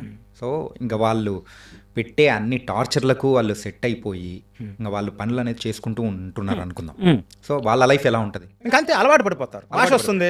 భాష వస్తుంది ఎంత కష్టమైనా చేస్తారు, చేయాలి తప్పదు. అక్క మా పాస్పోర్ట్ డాక్యుమెంట్స్ పెరుకునేస్తారు. ఇది ఫస్టే తీసేసుకుంటారా? ఫస్టే ఎయిర్పోర్ట్లోనే, ఇంట్లోకి పోయేంత వరకు ఎయిర్పోర్ట్లో తీసుకునేస్తారు. ఎవరు ఆఫీస్ వాళ్ళు అయితే ఈ బ్రోకర్ మేడము బ్రోకర్ సారు, అదే డైరెక్ట్ కోయేటోడు కానీ పంపించుంటే మధ్యలో ఉండే బ్రోకర్ల ద్వారా వీసా డైరెక్ట్గా అమ్మాయికో అబ్బాయికి వచ్చుంటే ఎయిర్పోర్ట్లో రావడం. సార్ నేను కొంతమంది దగ్గర విన్నాను ఏంటంటే మనకు ఒకవేళ వాళ్ళ లాంగ్వేజ్ వచ్చింది అని అంటే వాళ్ళు చెప్పేది ఏదైనా మనం మాట్లాడేటప్పుడు రిటర్న్ సమాధానం కొంచెం గట్టిగా చెబితే సో వాళ్ళు కూడా సైలెంట్ అయిపోతారు, భయపడతారు అని కూడా విన్నాం. భయపడతా వరకు కరెక్ట్? రిటర్న్ సమాధానం చెప్పడం కూడానా? రిటర్న్ సమాధానం చెప్పడమా? వాళ్ళని కానీ ఎదిరిస్తే మెట్టుతో కొట్టి మక్ఫర్కి తీసుకొని ఏదో కేసు పెట్టి ఇంటికి పంపిస్తారు ఫింగర్ వేసి. వాళ్ళని ఎదిరించేంత దమ్ముంది వెళ్ళక. ఎదిరించడం అంటే అదే నేను తప్పు చేయలేదు అని చెప్పేసి కొంచెం గట్టిగా మాట్లాడినా కానీ. ఇప్పుడు మామూలుగా ఫ్రెండ్షిప్ రూపంలో అలవాటు పడిపోయిన వాళ్ళు ఉన్నారు, పాత వాళ్ళు ఉన్నారు. వాళ్ళు ఫ్రెండ్లీగా మాట్లాడుకుంటారు. ఇప్పుడు నేను మీ ఇంట్లో పని చేస్తున్నానన్నా, నేను వచ్చినప్పుడు నేను మీ ఇంటికి వచ్చినప్పుడు మీరు ఓనరు, నేను వర్కరు, మన ఇద్దరం ఒక 5-6 ఏళ్ళు కలిసి తిరిగినాం అనుకో, నా మంచితనం మీకు నచ్చింది అనుకో, మీ మంచితనం నాకు నచ్చింది అనుకో, మనం ఫ్రెండ్స్ అయిపోతాం. అలాంటి వాళ్ళు ఉన్నారు. అలాంటి వాళ్ళు తిట్టుకుంటారు, అరుచుకుంటారు, మామూలుగా మాట్లాడుకుంటారు, కసిరించి మాట్లాడుకుంటారు. వాళ్ళు భయపడ్డం కాదు, వీడు లేకపోతే నాకు గతి, కోయేటోళ్ళు భయపడ్డం కాదన్నా, వీడు లేకపోతే నాకు గతి లేదే, వీడి మాదిరి చేసేవాడు నాకు దొరకడే, ఈ అమ్మాయి లేకపోతే నాకు గతి లేదు, ఈ అమ్మాయి మాదిరి చేసేవాళ్ళు దొరకరే, అమ్మాయిలు పారిపోతే లక్షలు పెట్టి మనం కొనుక్కోవాలి అని తప్పుకోవడం అంతే. వీళ్ళు దాన్ని ఏం పెద్ద ఫీల్ అయిపోతారు. కోయేటోడికి భయపడేది ఎవరన్నా? కువైట్ హిస్టరీలోనే కువైటోడిని రక్తం వచ్చేటట్టు కొట్టింది నేను. ఏంటి ఆ సిచ్యువేషన్ ఏంటి? చెప్తాను, అది మళ్ళీ చెప్తాను. కానీ ఒక లైన్గా రాని చెప్తాను, అది కూడా చెప్తాను. అది నా జైలు జీవితం చెప్పినాను ఇంతకుముందు కూడా, మళ్ళీ చెప్తాను. అది వేరు. ఓకే. వాళ్ళని మళ్ళీ ఎదిరించడమా సార్? ఎదిరించి బతుకుతారా? అరే ఏ తప్పు చేయకపోతేనే దొంగతనం కేసులు పెట్టి కొట్టి కాలుతో దాన్ని అన్నం పెట్టకుండా చేసి, ఏ తప్పులు చేయకుండా ఉంటే జైల్లో వేసి ఫింగర్ వేసి పంపిస్తూ ఉన్నారు సార్. ఏ తప్పు చేయకపోతే ఒక 3-4 నెలలు జీతం ఇలా అడిగిన దానికి. సరే, ఏ తప్పు చేయకపోతే ఇలా చేస్తానని చెప్పేసి అన్నారు కదా, మీరు చూసిన ఏదైనా ఒక ఇన్సిడెంట్ కానీ ఒక సిచ్యువేషన్ కానీ ఏదైనా ఒకటి ఎగ్జాంపుల్ ఉంటే ఒకటి చెప్పండి అన్న.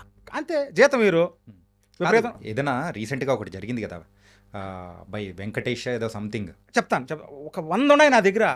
ఇలాంటివి నేను చెప్పాలంటే నేను నీకు ఒక నెల రోజులు చెప్పగలుగుతానన్నా. చెప్తాను మీకు. నేను చెప్పడం కన్నా డైరెక్ట్ మీకు రుజువులు ఇచ్చేస్తా. ఓకే, మీరు వేసుకుందరు. ఈ మాలియా ఓకే. అది మాలియా అనేది ఒక ఏరియా, ఒక సెంటర్. ఇప్పుడు అమీర్పేట హైదరాబాద్కి ఒక సెంటర్, తిరుపతికి మార్కెట్ అదొక సెంటర్. మాలియా అనేది ప్రపంచంలో చెడిపోయిన ఆడోళ్ళు, చెడిపోయిన మగోళ్ళు ఎంతమంది చెడిపోయింటే జనాలు సర్వనాశనం అయిపోవడానికి కారణం మాలియా. ఇప్పుడు ఇంతకుముందైనా కానీ ఇప్పుడైనా కానీ జనాలు సర్వనాశనం అయిపోతున్నారంటే దానికి మూల బిందువు, మూల కేంద్రం, మూలం మాలియా. ఏంటి మాలియా? ఒకప్పుడు మా కాలంలో మాలియా అంటే ఏంద్రా అంటే సార్, మాలియాలో ఒక పోస్ట్ ఆఫీస్ ఉంది, పక్కనే మురగాబ్ ఆనుకునే వాకింగ్ డిస్టెన్స్. మురగాబ్ మాలియా పక్కనే ఉండేది. ఒక హెడ్ పోస్ట్ ఆఫీసు, ఒక సబ్ పోస్ట్ ఆఫీస్ ఉండేది. కువైట్ నలుమూలల నుంచి బస్సులన్నీ బయలుదేరతాయి.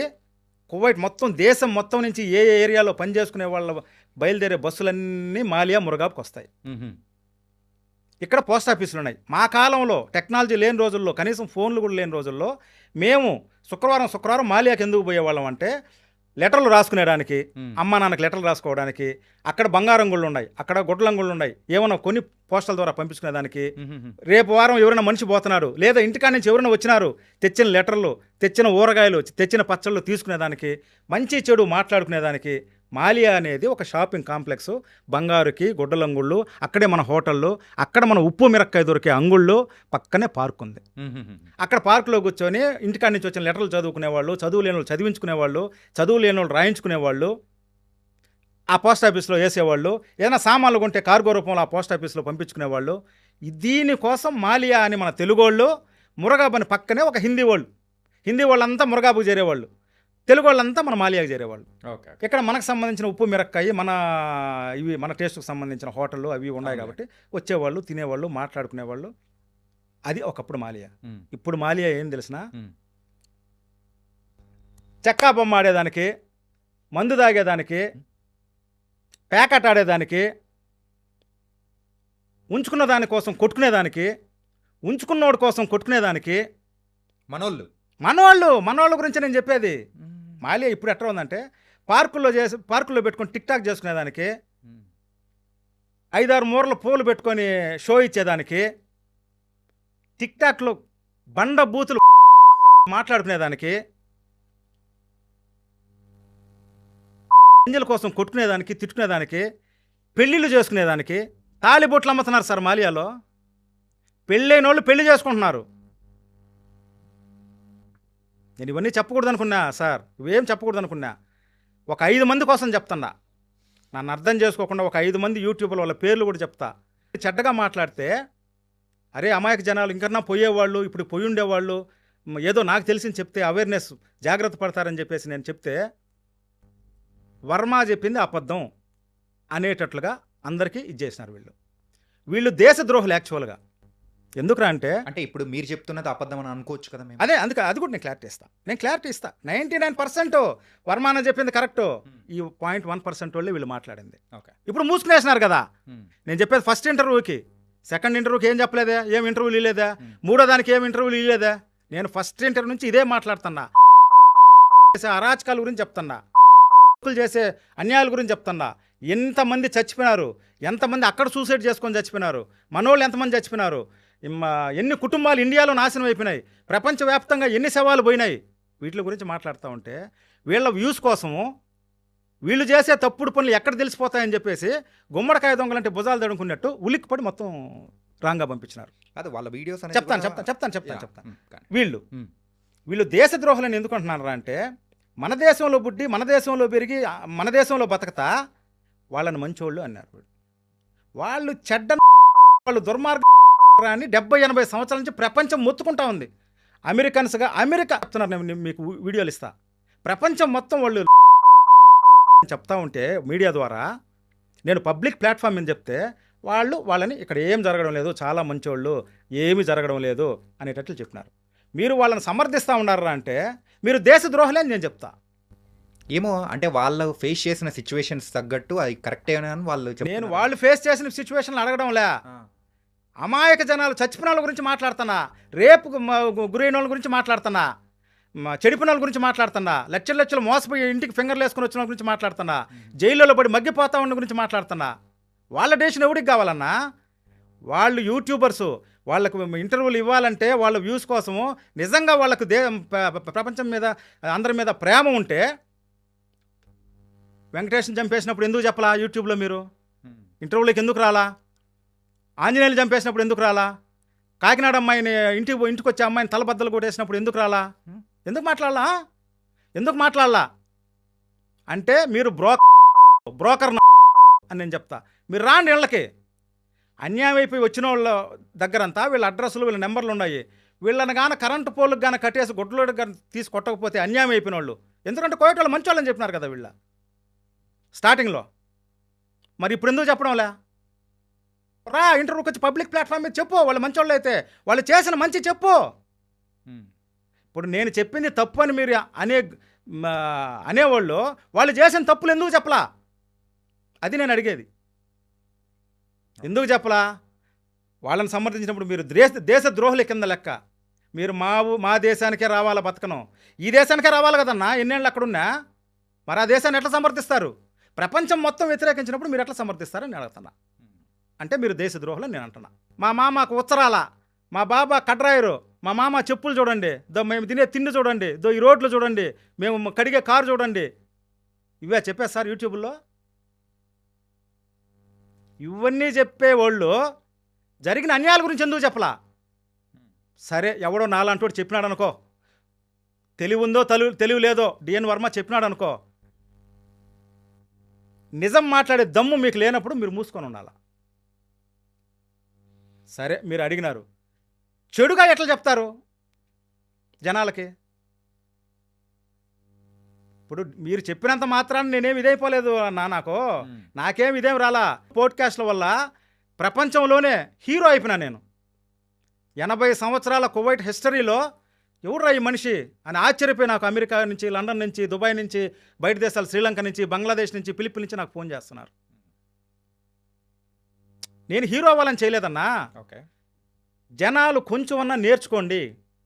ఓకే. పోవాలనుకున్నా ఎట్లా పోవాలి, ఏ సిస్టంలో పోవాలి, ఏ వీసాతో పోవాలి, ఎవరి మాటలు నమ్మాలి, ఎవరి మాటలు నమ్మకూడదు, మేమంతా ఎట్లా బతికినాము, నేను స్మగ్లింగ్ చేసి జైల్లో పడి 8 నెలలు ఉండి వచ్చినాను అని మీకు చెప్తున్నాను అంటే అక్కడికి పోయిన తర్వాత మీరు ఎట్లా బతకాలి వల్ల ఇంత మీడియా. ఇప్పుడు సార్ టెక్నాలజీ రోజుల్లో అంటే టెక్నాలజీ లేని రోజుల్లో మేము పడిన కష్టాలు వేరు సార్. ఇప్పుడు ఇంత టెక్నాలజీ ఉంది, ఇంత యూట్యూబ్లు ఉంది, ప్రపంచం మొత్తం మన అరచేతిలో ఉంది. ఇప్పుడు కూడా తెలివి తెచ్చుకొని బతకపోతే ఇంకెందుకన్నా మన బతుకో. బతకడం అంటే 3 పూట్ల తిని బతకడమేనా సార్? కాదు కదా. సరే, మీరు ఇంతమంది ఇన్ని పేర్లు చెప్పారు కదా నా చనిపోయిన వాళ్ళు అని చెప్పేసి. ఫర్ ఎగ్జాంపుల్ వీళ్ళు యూట్యూబర్స్ వీళ్ళందరూ మన తెలుగు వాళ్ళు చూపిస్తున్నది ఎంత పర్సంటేజ్ అనుకోవచ్చు? ఏది, ఏ విషయంలో? ఏ విషయంలో? అరే ఇది బాగుంది, ఇది బాగాలేదు అని చెప్పేసి అని అంటున్నారు కదా యూట్యూబర్లా, అక్కడ కోయట్లో ఉండే యూట్యూబర్లా. వీళ్ళు ఏమి చెప్పలా, వీళ్ళ వ్యూస్ కోసము మా మామ చెప్పులు చూడండి, మా బాబా ఇవి చూడండి, నా రూమ్ చూడండి, మేము తినే తిండి చూడండి, వాళ్ళు ఇచ్చే తిండి చూడండి, రోడ్లు చూడండి, మా కారు, ఇదే చెప్తున్నారు. అంటే ఇంకొక ఇద్దరు వచ్చింది చెప్పడానికి కాదు మీరు ఉండేది. అక్కడ జరిగే క్రైమ్స్ గురించి చెప్పండి, అక్కడ జరిగే అన్యాయాల గురించి. దమ్ముంటే దమ్ము లేనప్పుడు మూసుకొని కూర్చోండి. నాలాంటి వాళ్ళు ఉన్నారు. ఇప్పుడు ఒక 4000 మంది రెడీ అయి ఉన్నారు. అంటే పర్సంటేజ్ చూసుకుంటే వీళ్ళు చెప్పేది ఒక 2-3% అయిండొచ్చా? 2-3% అసలు వాళ్ళు ఏం చెప్తున్నారు?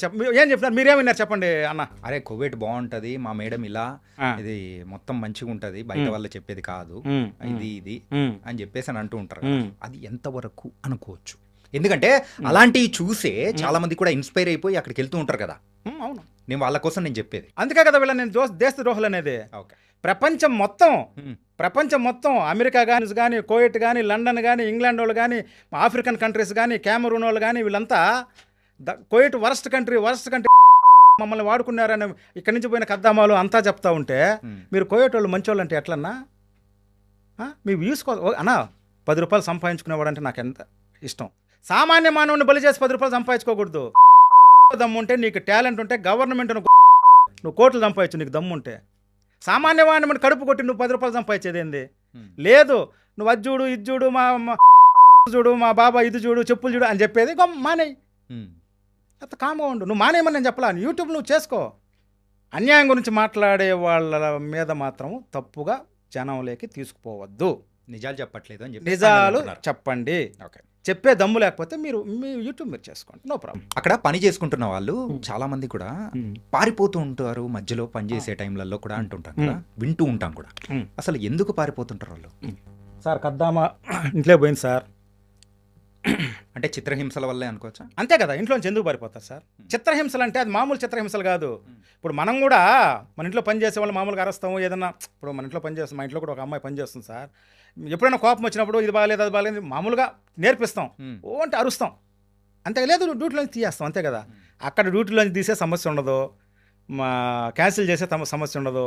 పాస్పోర్ట్ వాళ్ళ చేతిలో ఉంటుంది. కొడతారు, తిడతారు, అరస్తారు, బూట్ కాలుతో దంతారు. ఏది విపరీతమైన టార్చర్, విపరీతంగా అరస్తారు సార్. ఆడవాళ్ళకి నోరు ఎక్కువ సార్, రాకాసులు సార్ వాళ్ళు. ఆడదేమైపోతుంది సార్? స్టార్టింగ్ పోయిన వాళ్ళంతా ఏ వయసులో వాళ్ళు పోతున్నారు సార్ ఇక్కడ ఆడవాళ్ళు కద్దాంలో. మళ్ళీ ముసలివాళ్ళు కావద్దు, వద్దు వాళ్ళకి, ముసలివాళ్ళు వద్దు. అంతా 18, 19, 20, 22 అందంగా ఉండాలా, తెల్లగా ఉండాలి, ఇట్లాంటి కద్దామాలే కావాలా. ఎందుకు? దీనికోసమే. అంతేగా సార్. దుర్మార్గ విపరీతమైన టార్చర్ వల్ల పారిపోతారు. ఏం చేస్తారు? వారం రోజుల నుంచి అన్నం పెట్టకపోతే ఒక ఆడబిడ్డ ఏం చేస్తుంది? కనీసం స్నానం చేయనీయకుండా, దేవుడికి దండం పెట్టుకోనీయకుండా, ఇంటికి ఫోన్ మాట్లాడనీయకుండా, ఫోన్ బెరుక్కునేసి ఇన్ని టార్చర్లు పెడితే ఆడబిడ్డ ఏం చేస్తుంది? ఎకరాల లాంటి ఇల్లు కింద పైన ఫస్ట్ ఫ్లోర్ సెకండ్ ఫ్లోర్ అంతా తుడవాలా, కడగాల, ఎక్కి దిగాల. నిన్న మొన్న పుట్టినోడు 6-7 ఏళ్ళు ఛాయ్ అంటాడు, అదంటాడు, ఇదంటాడు, కేకులు అంటారు, అదంటారు. భాష రాదు. సరే, భాష రాని వాళ్ళకి ఇంకొక కద్దామా ఉంటుంది, పాత కద్దామా. భాష వచ్చింది, సెటిల్ అయిపోయింది, ఆడ మనిషి ఉంటుంది కదా. ఆ అమ్మాయి కొంతమంది సపోర్ట్ చేసేవాళ్ళు ఉన్నారు కొత్తగా పోయిన వాళ్ళకి. వాళ్ళు కూడా పుల్లలు పెడతారు మన వాళ్ళని. మనోళ్ళే మనోళ్ళే. మనోళ్ళే మేడం అయిపోతుంది అనమాట కొత్తగా వచ్చిన వాళ్ళకి. వాళ్ళు కూడా ఆడుకుంటారు. కోయట వాళ్ళకి అబద్ధాలు చెప్తారు, సరిగ్గా పని చేయడంలే, పనుకో ఉన్నది, నిద్రపోతుంది.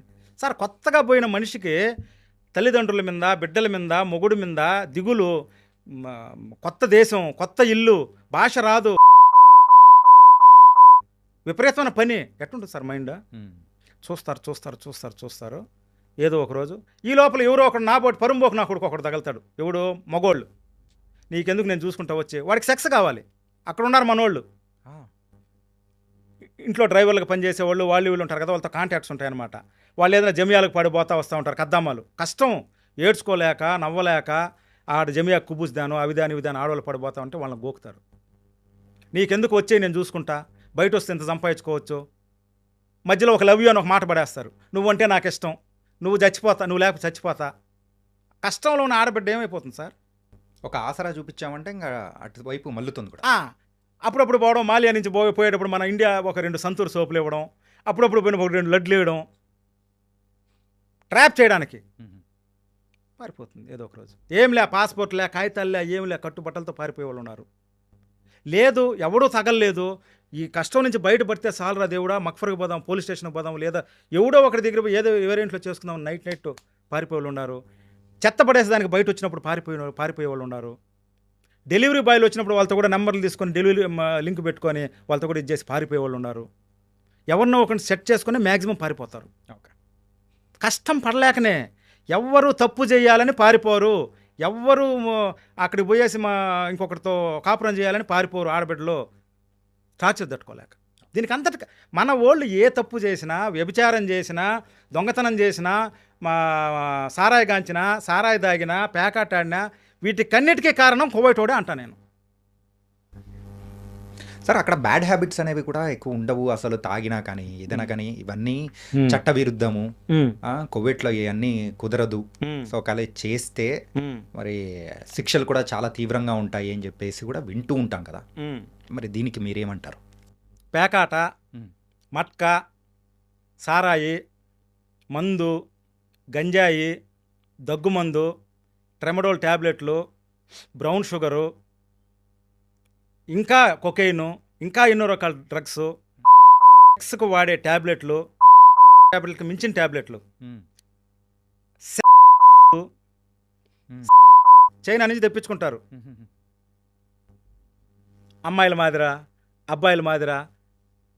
ఇంకా పచ్చిగా చెప్పాలరా అంటే ఆడవాళ్ళు టాయ్స్ తెప్పించుకుంటారు, మగోళ్ళు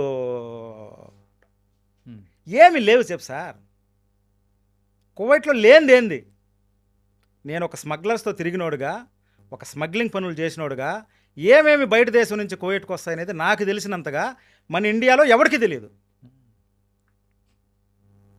ఓకే, అంటే లీగల్గా కాదు, మొత్తం ఇల్లీగలే. కువైట్ వాళ్ళు చేసేది డ్రగ్స్ అవంతా వదిలేయండి, మనోళ్ళు చేసేది పేకాట ఆడతారు. పేకాట ఒక అపార్ట్మెంట్లు రూములు తీసుకొని ఆడి ఉన్నారు. ఇన్ని డబ్బులు, ఎంట్రీ ఫీజు ఎంత, 1000 రూపాయలు, 5 దినాలు, 10 దినాలు ఎంట్రీ ఫీజు, లేదా ఇంత గెలిస్తే ఇంత కమిషను. కొడుకులు ఉన్నారు. అక్కడ ఇక్కడ కూర్చొని ఆడేవాళ్ళు ఉన్నారు, రూముల్లో ఆడేవాళ్ళు ఉన్నారు. పేకాట ఏడు ఆడకూడదు సార్, ఆడిపోయి ఆడాలనా? ఇవన్నీ సర్వనాశనానికి కారణం. ఇవన్నీ పేకాట ఆడతారు. ఒక ఎగ్జాంపుల్, పేకాట ఆడతామని పోలీస్ రైడింగ్ అయితే 3వ ఫ్లోర్ నుంచో 4వ ఫ్లోర్ నుంచో దూకేసినాడు ఒకడు, మన తెలుగోడు. మన కడపడి దూకేసి కాలు ఇరిగిపోతే వాడు అట్లా ఇట్లా తిరుగుతా ఉంటే వాళ్ళ భార్యని అడిగిన, ఏమ్మా ఏంటంటే కారు యాక్సిడెంట్ ఏందని చెప్పింది. మళ్ళీ వాడి ఫ్రెండ్ చెప్పినాడు, ఈ విధంగా దూకేసినాడు, కాలు ఇరిగిపోయింది అని చెప్పేసి. మంచిదేనా? మట్కా, థాయిలాండ్ మట్కా సార్, అదే 3 నెంబర్లు, 10,000 నెంబర్లో 3 నెంబర్లు వరుసగా. కానీ ఆ లాటరీ తగిలినప్పుడు ₹1 400 దినార్లు, అంటే ఒక దినారికి 400 దినార్లు, అంటే 250 రూపాయలు కానీ పెడితే ₹1,00,000. ఇది ఒక మట్కా అంటారు దాన్ని. దీనికి విపరీతంగా బానిసలు అయిపోయినారు. మాలియాకు వచ్చి చెక్కా బొమ్మ ఆడతారు, తెలుసు కదా మన కడప జిల్లాలో చెక్కా బొమ్మ, అది ఆడతారు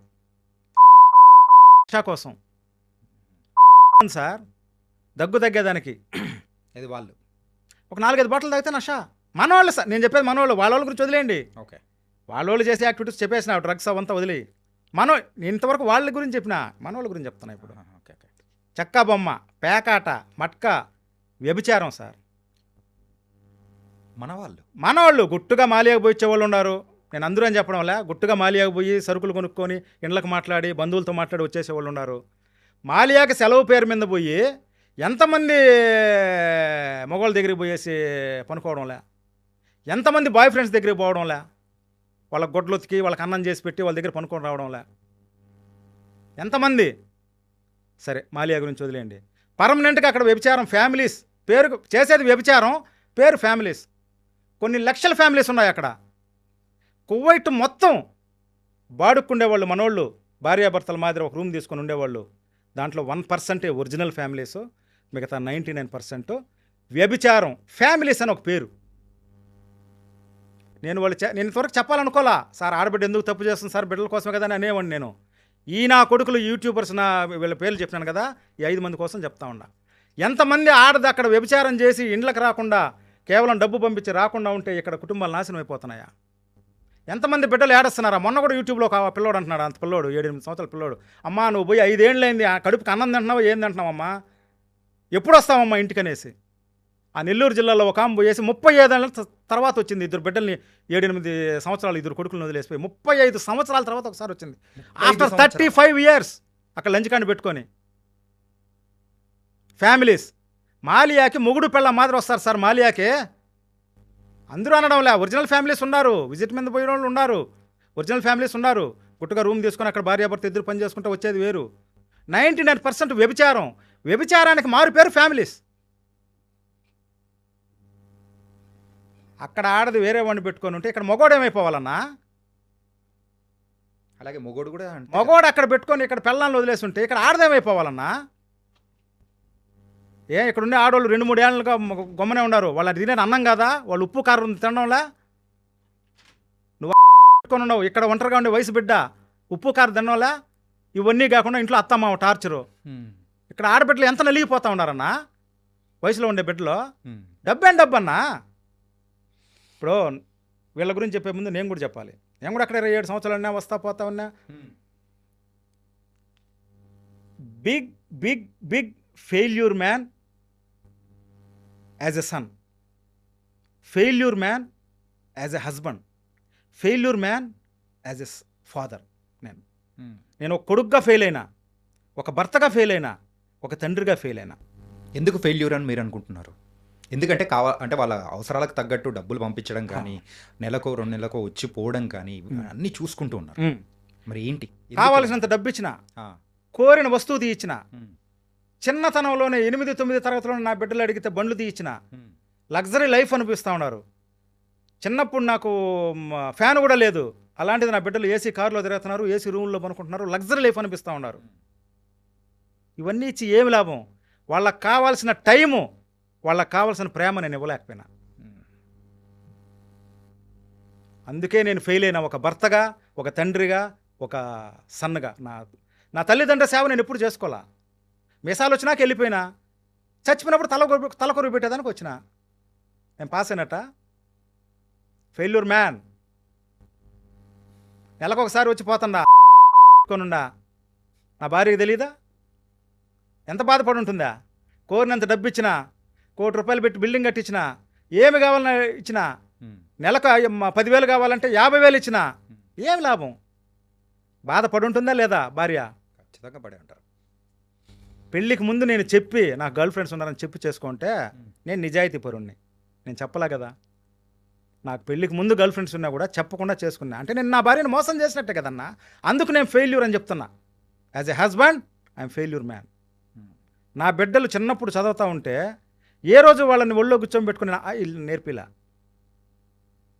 ఏ రోజు వాళ్ళ చేతులు పట్టుకుని అంగడికి తీసుకొని పోలా, ఏ రోజు వాళ్ళని తీసుకుని నేను సినిమాకి పోలా. నా భార్య చూసుకునేది. As a father I'm a failure man. ఇప్పుడు మీరైతే పోయేసి వచ్చారు, కువైట్కి వెళ్ళేసి వచ్చిన తర్వాత, అరే నా బిడ్డలు కూడా అక్కడికి వెళ్ళేసి వచ్చారంటే డబ్బులు సంపాదిస్తారు కదా అని చెప్పేసి ఎందుకు మీరు పంపించరు? ఎందుకు ఈ బాధలన్నీ చూసి నేను పడిన బాధలు వాళ్ళకి ఎందుకురా బాబు అని చెప్పేసి అలా పంపించారా? అలా ఎలా?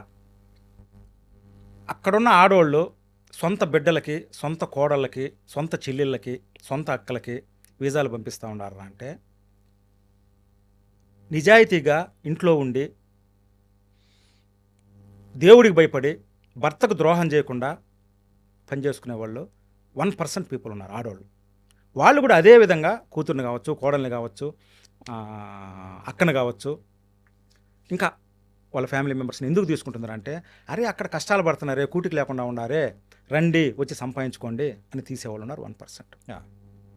మ్యాక్సిమం ఆడవాళ్ళు అక్కడ వ్యభిచారం చేసేవాళ్ళు, ఫ్యామిలీస్ పెట్టుకొని చేసేవాళ్ళు. సరేనా? ఇక్కడ కష్టపడతా ఉన్నారే, వీళ్ళు కూడా రాని అంటే వ్యభిచారం చేసేదానికి కాదు, ఏదైనా ఇంట్లో పని చేసుకొని బతకని వీజాలు తెస్తారు. వాళ్ళ స్వార్థం కోసం తెస్తారు బయట ఉండేవాళ్ళు. వీజా తీసుకొని డబ్బులు తెంగడం, బ్రోకర్ పనులు అని చెప్పినాను కదా, వీజాలు తీసి వీళ్ళకి పంపిస్తారు. నెంబర్ 2, గుట్టుగా పని చేసుకుంటే నీతి నిజాయితీగా నిజంగా కష్టానికి ఆదుకునే ఆడవాళ్ళు ఉన్నారు, ఫ్రీగా వీజా పంపించే ఆడవాళ్ళు ఉన్నారు. బయట పని చేసేవాళ్ళు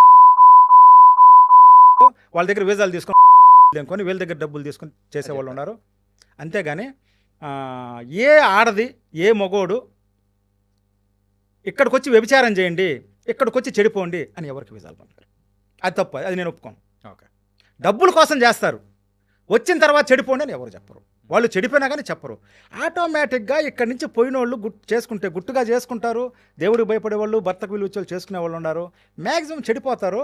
చెడిపోకపోతే నాలాంటి చెడిపేస్తారు. మాటలు చెప్పన్నా, ప్రేమ అనేది ఒకటి ఉన్నది కదన్నా, ప్రేమ ఐ లవ్ యూ అని కన్నా అన్నాడు రా అంటే నిన్ను వాడుకోవడానికే, సెక్స్ కోసమే ఫైనల్ టార్గెట్.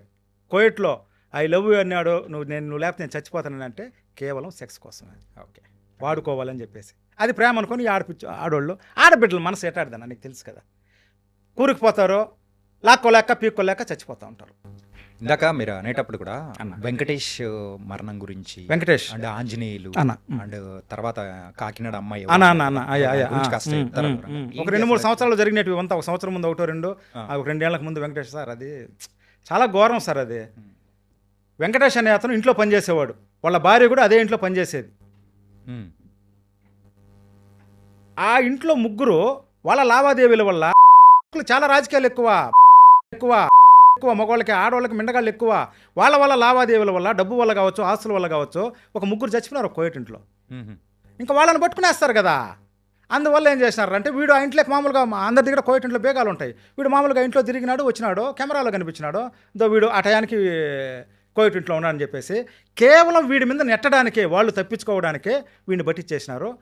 ఇమ్మీడియట్గా వితిన్ 1 or 2 days వాళ్ళ భార్యని, ఆమెకు కూడా తెలియదు ఎందుకు పంపించేసినారు. వాడు ఎక్కడో పెట్రోల్ బంక్ దగ్గర ఉంటే వాడిని పోయేసి అటాక్ చేసి తీసుకొని వచ్చేసి, వాడికి ఎందుకు తీసుకొచ్చినారో కూడా తెలియదు. వాడికి బేడీ లేసి జైల్లో కూర్చొని ఉంటే వాడు ఫోటో ఇటు చూసినాను నేను. ఇప్పుడు కూడా యూట్యూబ్లో చూడండి, వెంకటేశ్వర కొట్టండి, వాడు నవ్వుతా అమాయకంగా చూస్తున్నాడు. వాడికి నన్ను ఎందుకు అరెస్ట్ చేసినారో వాడికి తెలియలే. ఆ ఫోటో చూసినప్పుడు అనుకున్నా వీడు చంపేస్తారని నేను. మళ్ళీ 2-3 రోజుల తర్వాత న్యూస్ వచ్చింది, సూసైడ్ చేసుకొని చచ్చిపోయాడని చెప్పేసి జైల్లో. నేను కూడా జైల్లో ఉన్నాను సార్, మొత్తం గుడ్డలంతా బెరికిపారి తాగుతారన్న, డార్క్ సెల్లో వేసి సూసైడ్ చేసుకొని చచ్చిపోతారని చెప్పేసి. వాడెందుకు సూసైడ్ చేసుకుంటారన్నా? మామూలు కమ్ముల సెల్లో వేస్తే ఒక 50-60 మంది ఉంటారన్నా, మామూలు సింగిల్ సెల్లో వేస్తే 2-3 ఉంటారన్నా. ఎట్లా సూసైడ్ చేసుకొని చచ్చిపోతారు? బయటపడిపోతారని చెప్పేసి వాడికి ఇంజక్షన్ ఇచ్చేసి చంపేసినారు. మొత్తం ఇంజక్షన్లు ఉన్నాయి, పాయిజన్ ఇంజక్షన్లు ఉన్నాయి, చంపేసినారు, సూసైడ్ చేసుకున్నారని చెప్పేసినారు. తర్వాత ఆంజనేయులు అనే అతన్ని ఇంట్లో 10 సంవత్సరాలు పనిచేసినారు, భార్యాభర్త ఒకే ఇంట్లో పనిచేస్తున్నారు. అక్కడికి ఏం వచ్చిందో ఏమో ఇంతవరకు కరెక్ట్ న్యూస్ తెలియదు. వాడిని తీసుకొని పోయేసి ఎడారిలో చంపేసి ముక్కలు చేసి పూడ్చిపెట్టినారు సార్. ఈ మధ్య ఒక 7-8 నెలలకు ముందన్నా న్యూస్లో చూసినానన్నా. మళ్ళీ మా వాళ్ళు చెప్పింది ఏందిరా అంటే, ఆమెను కూడా ఇమీడియట్గా 2-3 రోజుల తర్వాత డిపోర్ట్ చేసేసినారు, పంపించేసినారు, బయటపడిపోతుందని. అంతే. ఆ కాకినాడ అమ్మాయి ఇంటికి పోయేసి ఒక 6-7 నెలలకు ముందు ఇంటికి పోదామని చెప్పేసి, ఇన్ని సంవత్సరాలు చేసినాం కదా, ఇంటికి పోయి మాలియాకి పోదాం అనేసి మాలియా పోయి బంగారం అంతా కొనుక్కొని, గుడ్డలంతా కొనుక్కొని బిడ్డలకి ఇంకా రేపు ఎల్లుండో బయలుదేరుతాం అనగా, ఆ డబ్బులు ఆ బంగారం దానికి, లేకపోతే ఆమెకి ఏమైనా డబ్బులు ఇవ్వాలేమో తలపగలు కూడా చంపేసినారన్న. ఇది డబ్బుల కోసం కూడా అంతే కదన్నా. అంతే. కొడుకులు ఎంత ఉంటే ఏమి లాభం అన్నా? వాళ్ళ అలవాట్లు ఏంది, వాళ్ళ ఖర్చు ఏంది, వాళ్ళకి ఎంత గవర్నమెంట్ ఎంత డబ్బులు ఇస్తా ఉంది, వాడికి అన్నీ ఫ్రీగా ఇస్తా ఉంది. అయినా మంది వాళ్ళకి మంచి ఇది ఎక్కడుంది గురువుగారు? నాకు వాళ్ళ మాటలు ఎత్తుకుంటే నాకు జరిగిన అన్యాయం తక్కువ, అమాయక ప్రజలకు జరిగిన అన్యాయం ఎక్కువ. నాకు జరిగిన అన్యాయము ఏముంది, నేను జైల్లో సూసైడ్ చేసుకుందాం అనుకున్నా, తప్పించుకుందాం అనుకున్నా, లేదా సూసైడ్ చేసుకుందాం అనుకున్నా. 9.5 సంవత్సరం శిక్ష పడింది గురువుగారు. ప్లాన్ చేసిన ఇక్కడ నేను దాటుకుంటే సెల్లో నుంచి తప్పించుకోగల శక్తి ఉంది నాకు. నేను తప్పించుకోవాలంటే ఇంకొకటి బలి చేయాలా, చేస్తా. నేను తప్పించుకోవడం కోసం ఇంకొకటి బలి చేద్దాం అనుకున్నా. ఎవరిని? కోయటోడిని. ప్లాన్ చేసిన. తప్పించుకున్నా కూడా ఆ సెల్ కువైట్ సిటీలో ఉంది కాబట్టి తప్పించుకున్నప్పుడు ఎక్కడికి పోతావు? ఇప్పుడు ఇండియాలో సెల్ నుంచి తప్పించుకుంటే నేపాల్కి పారిపోతా, శ్రీలంకకి వెళ్ళిపోతా, బయట దేశానికి వెళ్ళిపోతా, ఢిల్లీకి వెళ్ళిపోతా, యూపీకి వెళ్ళిపోతా. ఆ దేశంలో ఎక్కడికి పోతాము? నా పాస్పోర్ట్ కూడా గవర్నమెంట్ చేతుల్లోనే ఉంది కదా, ఎక్కడికి పోవాలి? వేరే మార్గం లేదు, క్లోజ్ కంట్రీ. దాని గురించి ఆలోచించి మళ్ళీ మా పెద్ద ఆయన, దేవుడు లాంటి పెద్ద ఆయన దగ్గరికి మనుషులను పంపించిన, సక్సెస్ అయినా నన్ను పంపించినారు. పెద్ద ఆయన వైఎస్ రాజశేఖర రెడ్డి గారి వల్ల నా జీవితం ఈరోజు, నా బిడ్డలు, నా భార్య బిడ్డలు కడుపున అన్నం తింటా ఉన్నారన్న, నేను రాయల్గా బతుకుతా ఉన్నానన్న. ఈ రోజుకి అన్నం తినే ఆయన పెట్టిన భిక్ష అంతే నా బతుకు. అందుకే నాకు చావంటే భయం లేదని ఎందుకు అంటాను అంటే, నేను చచ్చిపోయి 25 ఏళ్ళు అయిందన్నా. నేను చనిపోయి 25 ఇయర్స్ అయింది. 25 సంవత్సరాల ముందు నేను చనిపోయినా. ఓకే. అరే కరోనా టైంలో వచ్చేసిన తర్వాత ఇక్కడ మీరు బ్లాక్ అయిపోయి మళ్ళీ వెళ్ళలేకపోవడానికి రీజన్ ఏంటి అసలు? నేను జైలు నుంచి వచ్చింది 2000లో 25 సంవత్సరాల క్రితం జైలు నుంచి వచ్చిన తర్వాత, ఫింగర్ వేసుకుని వచ్చిన తర్వాత మళ్ళీ ఎయిర్పోర్ట్లో లంచం వచ్చి మళ్ళీ నేను పోయినా. మళ్ళీ నేను 20 సంవత్సరాలు ఉన్నా అక్కడ. మళ్ళీ నేను 2 నెలలకు వచ్చిపోయేవాడిని. నేను ఎయిర్పోర్ట్లో నేను మేనేజ్ చేసింది ఏమిలే, స్మగ్లర్లే నన్ను తీసుకున్నారు. 5 లక్షల లంచం ఇచ్చి ఎయిర్పోర్ట్లో. నా అవసరం వాళ్ళకు ఉంది కాబట్టి సరే పోయి వచ్చినాను. కరోనాలో నేను నార్మల్గా ఇంటికి వచ్చిన, అకామా ఉంది, నాకు వీసా పర్మిషన్ ఉంది, నార్మల్గా నేను ఇంటికి వచ్చినాను అంతే. మళ్ళీ పోవాలి 1 నెల 2 నెలల తర్వాత. ఈ లోపల కరోనా వచ్చింది, ఆగిపోయినాను. కరోనా అయిపోయిన తర్వాత మళ్ళీ వీసాలు స్టార్ట్ అయినాక మళ్ళీ నేను పోగలుగుంటా. ఈ లోపల నా పిల్లలు ఎదిగినారు, నా పిల్లలు పెద్దోళ్ళు అయినారు, వద్దని చెప్పినారు. ఈ కరోనాలో ఉన్న టైంలో ఇక్కడ నేను స్మగ్లింగ్ చేసిన. ఇక్కడ చేశారా? ఇక్కడ లిక్కరు కైని గుట్కా చేసినాను కదా కరోనా టైంలో. ఇక్కడ చేసినాను, భారీ ఎత్తున చేసిన. అప్పుడు మంచి లాభాలు వచ్చినాయి, విపరీతంగా సంపాదించిన. కేసుల్లో ఇరుక్కుపోయినా, కేసులు అయిపోయినాయి, తర్వాత లాస్ అయిపోయినా. 1-2 సార్లు నా సరుకు పట్టుకున్నారు, లాస్ అయిపోయినా. కరోనాలో స్మగ్లింగ్ అయిపోయిన తర్వాత కేసులు అయిపోయినాయి. కేసులు అయిపోయిన తర్వాత కరోనా పోయిన తర్వాత 2 సంవత్సరాల తర్వాత నేను డైరెక్ట్ ఎస్పీ గారికి అర్జీ పెట్టుకుందాం అనుకున్నా. నా మీద కేసులు ఉన్నాయి కానీ నేను ఈ దేశంలో బతకలేను, సరేనా, అయిపోయింది స్మగ్లింగ్ యాక్టివిటీస్ అంతా అయిపోయింది, రేట్లు తగ్గిపోయినాయి, ఇంకేం చేయలేను. ఉంటే నేను ఇక్కడ ఉంటే ఇంకా మళ్ళీ స్మగ్లింగ్ చేయాలి వేరేది ఏదన్నా. లేదు దేశానికి కోయటకు పోయే పర్మిషన్ ఇచ్చినారంటే నేను పోయిస్తానని చెప్పేసి అర్జీ పెడదాం అనుకున్నా. మళ్ళీ నీలాంటి వాళ్ళు, నా మంచి కోరేవాళ్ళు, నాతో కూడా స్మగ్లింగ్ చేసిన వాళ్ళు, వ్యాపారస్తులు, నా దగ్గర పని నేర్చుకున్న అంతా బాగా ఎదిగిపోయినారు. ఎందుకన్నా మేము చూసుకుంటాం, గమ్మునే ఉన్నానా అని చెప్పినారు. వాళ్ళకి ఏదైనా డౌట్లు ఉంటే, ఇప్పుడు పెద్ద స్మగ్లర్స్ కానీ ఏదైనా డౌట్లు ఉంటే క్లారిఫై చేస్తాను, నాకు పంపించాల్సింది పంపిస్తారు. ఇప్పుడు చేస్తున్నారు ప్రెజెంట్ అది నా ఫుడ్ అది చేస్తున్నా. ప్రెజెంట్ నేను చేయడం లేదు. ఎవరికి ఏ సహాయం కావాలన్నా చేస్తాం, ఏ వ్యాపారంలో ఏం కావాలన్నా సజెషన్ ఇస్తాను. మళ్ళీ ఇక్కడ కూడా చూడండి ఏంటంటే తప్పుకి మళ్ళీ నేను సహకరిస్తున్నాను కానీ నేను కాదు అన్నట్టు మాట్లాడుతున్నారు మీరు. నేను చెప్పేది అన్న, నేను ఇంతకుముందు కూడా చెప్పిన, లాస్ట్ ఇంటర్వ్యూలోకి శివాకి చెప్పినాను, స్మగ్లింగ్ని మీరు అనుకునేది వేరు, నేను అనుకునేది వేరు. చట్టానికి విరుద్ధంగా మనం చేసేది ప్రతి ఒక్కటి చట్టం గురించి చూస్తే రోడ్డు కూడా దాటలేం గురువు గారు. నువ్వు లాని ఫాలో అయినావంటే రోడ్డు, మీ ఇంటి ముందు రోడ్డు కూడా నువ్వు క్రాస్ చేయడం తప్పు. మీరు ఆ రకంగా అంటున్నారంటే ఇంకా నేనేం మాట్లాడలేదు. అయ్యా దొంగతనం తప్పు చెప్పినాను కదా, ఆడబిడ్డలు హరాస్ చేయడం తప్పు, అది రియల్ క్రైమ్. నేను చేసేది వ్యాపారం అయ్యా. ట్యాక్స్ కట్టితే బిజినెస్ మ్యాన్, ట్యాక్స్ కట్టకపోతే క్రైమ్, స్మగ్లింగ్ ఇల్లీగల్. నేను చేసేది వ్యాపారం, ఇప్పుడు ఆ వ్యాపారం కూడా చేయడం లేదు. వ్యాపారస్తులకి ఏదైనా డౌట్ ఉంటే క్లియర్ చేస్తా. ఐఎమ్ వెల్ సెటిల్ అన్న, ఇంకెందుకన్నా దీని మీదనే ఇంక నా ఫోకస్ అంతా. ఓకే, అంతే. కువైట్లో ఒక ఇష్యూ గురించి, అది ఇక్కడ వాళ్ళకు అంత పెద్దగా తెలుసో తెలీదో నాకు తెలియదు, ఏ విషయం ఒకటి విన్నా. ఏంటంటే అక్కడ దొంగసారా అంటే లిక్కర్ది ఏదో కొంచెం జరిగి సుమారు ఒక 100 మంది పైగా చనిపోయారు అని చెప్పేసి కూడా నేను విన్నాను. దాని గురించి కూడా నాకు క్లారిటీగా లేదు. లాస్ట్ మంత్ జరిగిందన్నా. ఏంటది అసలు యాక్చువల్గా? సారాయి దాగి 163 మంది చనిపోయినట్టే లెక్క. 163 మంది చనిపోలేదు, ఒక 50-60 మంది చనిపోయినారు, స్పాట్ డెడ్, హాస్పిటల్లో చనిపోయినారు. ఒక 60-70 మందికి కిడ్నీలు పూర్తిగా బర్న్ అయిపోయినాయి. కిడ్నీలు ఏం లేవు లోపల. కిడ్నీలు లేవంటే ఇంక పేగులు ఉండవు, ఏముండవు. అవునవును. ఒక 60-70 మందికి పూర్తిగా బ్లైండ్ అయిపోయినారు, కళ్ళు పూసినాయి. దొంగసారా వల్ల, సారాయి తాగడం వల్ల. దొంగ సారాయి తాగడం వల్ల, అక్కడ లిక్కర్ లేదు, కాంచిన సారాయి తాగడం వల్ల ఇంతమంది చచ్చిపోయినారు. అధికారిక లెక్కల ప్రకారం నేను 1-2 సార్లు వింటాను. నాకు అంత టైం కూడా లేదు సార్ అక్కడ, ఎందుకంటే అక్కడ జరిగేటంతా నాకు తెలుసు. ఎవరో చెప్తారు, అక్కడి నుంచి మా పిల్లకాయలు ఫోన్ చేస్తారు. ఏదో ఇప్పుడు చూడండి మీ ఇంటర్వ్యూ కూడా పాపం నెలకు ముందు ప్లాన్ చేసినాం, బయట పోయి ఢిల్లీ పోయేసి మొన్న వచ్చిన. చాలా టైర్డ్గా ఉన్నా, అయినా మాట ఇచ్చినాను కాబట్టి వచ్చిన. మ్యాక్సిమం ఒక 200 మంది చనిపోయినట్టే లెక్క అన్న. కళ్ళు పోయినా, కిడ్నీలు పోయినా చచ్చిపోయినట్టే లెక్క. ఆ 200 మంది అక్కడ నాశనం అయిపోయినారంటే కారణం, అక్కడ చచ్చిపోయినారంటే ఎన్ని వందల కుటుంబాలు నాశనం అయిపోయినాయన్న ఇండియాలో? మ్యాక్సిమం తెలుగు వాళ్ళే. అవునా? మ్యాక్సిమం తెలుగు వాళ్ళే. సారాయి తాగేది, సారాయి కాంచేది ఎక్కువ ఎవరన్నా? కేతాను, జహ్రా, ఫాహిలు, హవల్లి, 75% మన తెలుగు వాళ్ళు. మిగతా వాళ్ళు అరబ్బీ వాళ్ళు. పిలిపిన వాళ్ళు తాగుతారు కానీ వాళ్ళు అమ్మేదికి మీద ఉండదు. వాళ్ళ పాటు వాళ్ళు కాంచుకుంటారు, తాక్కుంటారు. అరబ్బీ వాళ్ళు కాంచుకుంటారు, వాళ్ళు తాక్కుంటారు. వైట్ సారాయిని కాంచుతారు అరబ్బీ వాళ్ళు, తెల్ల సారాయి అది వాళ్ళు అమ్ముకుంటారు. అరబ్బీ వాళ్ళు తాగుతారు, మనం తాగరు. మన మంచినీళ్ళు మాదిరి ఎక్కడ సారాయి ఉన్నట్టే అక్కడ ఉంటుంది. ఇక్కడ ఏదో చెక్కో బొక్కో ఏందో కాంచుతా ఉన్నారు మన వాళ్ళు, పాత వాళ్ళు. మనం కూడా తాగుతా ఉన్నాం, మా తాత వాళ్ళు, నాయన వాళ్ళు అంతా తాగుతూనే ఉన్నారు సార్. అది వేరే. ఆడేం దొరుకుతుంది సార్? చెక్క బొక్క ఏం దొరకదు కదా. మెథనాల్ నుంచి వచ్చేది ఎథనాల్ నుంచి వచ్చేది స్పిరిట్. ఆ స్పిరిట్లో 43-44% ఉండే ఆల్కహాల్ని కలిపి తయారు చేసేదే విస్కీ, బ్రాందీ. మన కంపెనీలు, డిస్టిలరీ, మన దీనికి లిక్కర్కి సంబంధించిన కంపెనీలు వాళ్ళు మెథనాల్ అది మేజర్ కంటెంట్. యూరియా వేస్తారు. మన బ్యాటరీ లోపల నల్ల పొడి, ఆ పొడి వేస్తారు. ఆ కారు బ్యాటరీలో పోసే యాసిడ్ పోస్తారు కిక్కు కోసం. బాగానే జరిగింది ఇన్నేళ్ళుగా. ఇదేం కొత్తగా జరిగింది కాదు, మీకు జరిగింది కొత్త. నేను పోయిన కొత్తల్లో కూడా సారే తాగుతా ఉన్నా అక్కడ. కోయేటు పుట్టినప్పటి నుంచి నాటు సారే ఉందయ్యా. పొరపాటు జరిగింది ఎక్కడో, కలపడంలో, కాంచడంలో ఎక్కడో పొరపాటు జరిగింది. ఫార్ములా ఒక చోట పోయాల్సింది ఇంకో చోట పోసినారు.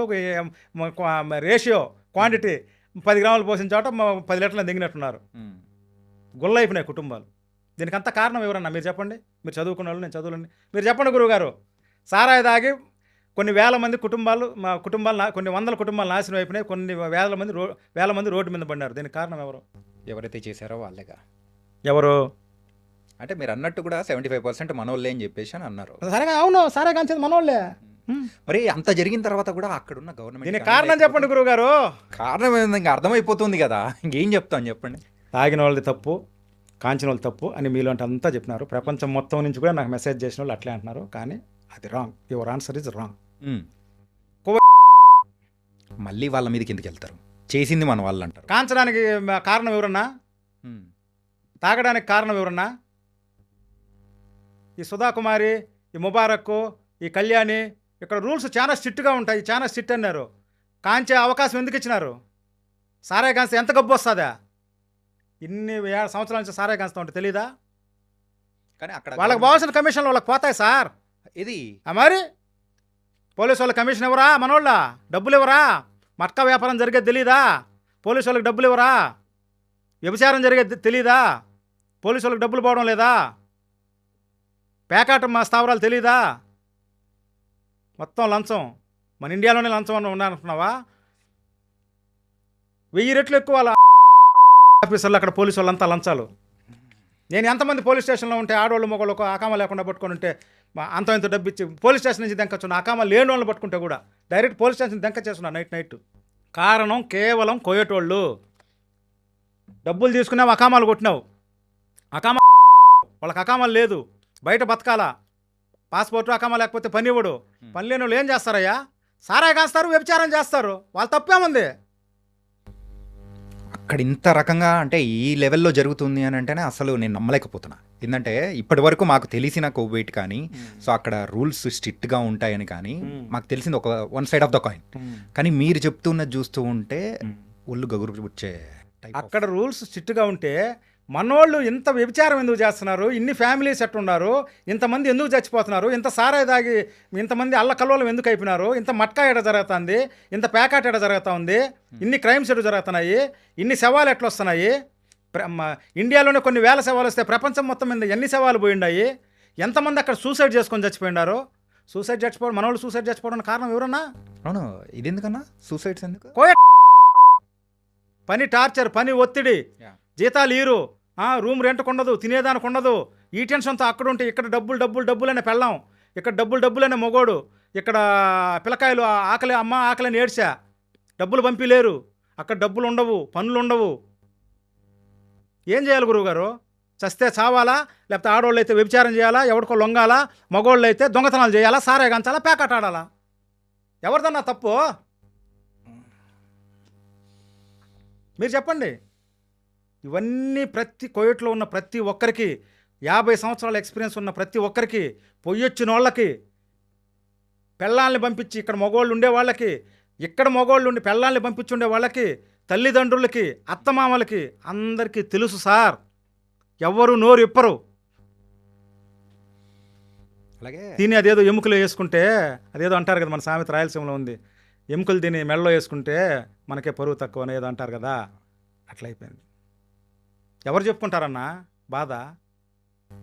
ఈ కోవిడ్ చిల్డ్రన్ యాక్టివిటీస్ ఎలా ఉంటాయన్నా? పిల్లకాయలా? పిల్లకాయలు తల్లిదండ్రులతో మాట్లాడేటప్పుడు, ఫ్రెండ్స్తో మాట్లాడేటప్పుడు, ఈదిలో మాట్లాడేటప్పుడు ఇంతంత పొడుగు సిగరెట్లు తాగతా మాట్లాడడం వాళ్ళ స్టైల్. పిల్ల చూపించడం,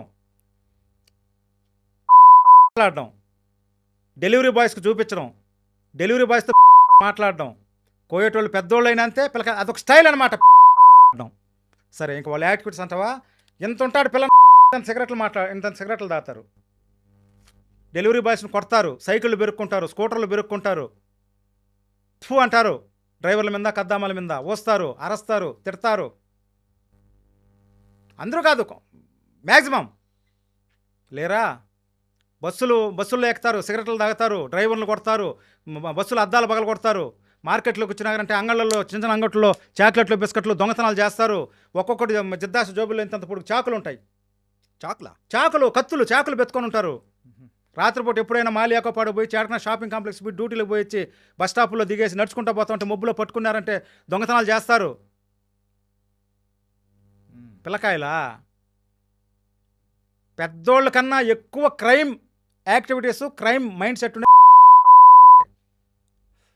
ఒంటరిగా దొరికినామనుకో, నీ బోటోడు నా బోటు దోలు తీరిపోద్ది, ఏం చేయలేరు. డబ్బులు అడుగుతారు, తోస్తారు, కొడతారు, చాకులతో గీక్తారు.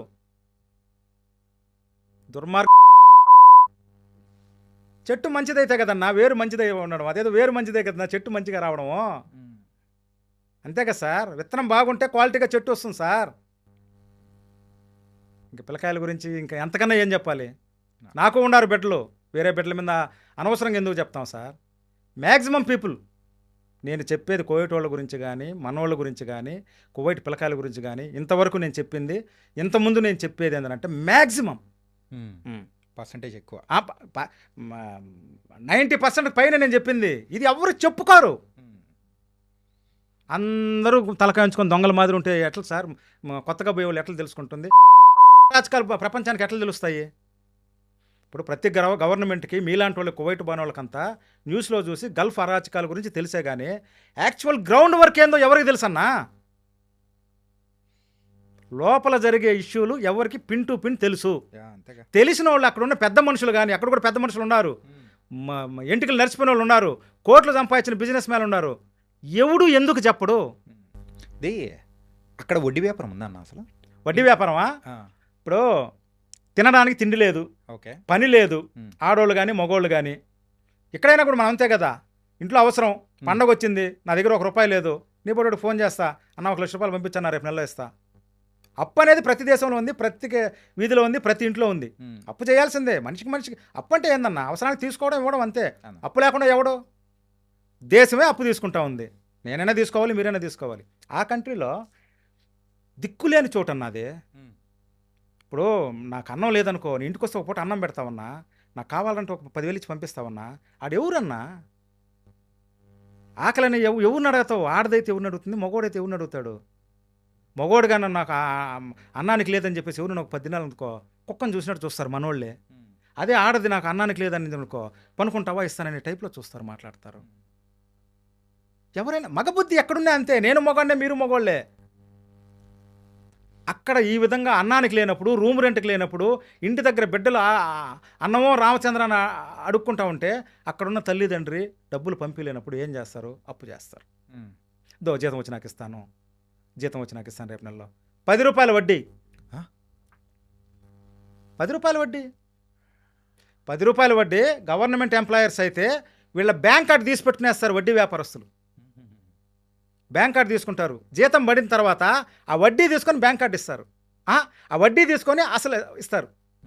ఇప్పుడు వడ్డీ 10,000 అన్నా, నీకు 20,000 జీతం పడింది అనుకో, ఆ 10,000 తీసుకొని నీకు 10,000 ఇవ్వడం, బ్యాంక్ కార్డు వీడి దగ్గరనే ఉంటుంది. ఓకే. ఇది వడ్డీ వ్యాపారం. ఎవరు చేస్తూ ఉంటారు ఇది? మనోళ్ళే. మనోళ్ళేనా? మనోళ్ళే వడ్డీ వ్యాపారం. ఇంకొకటి,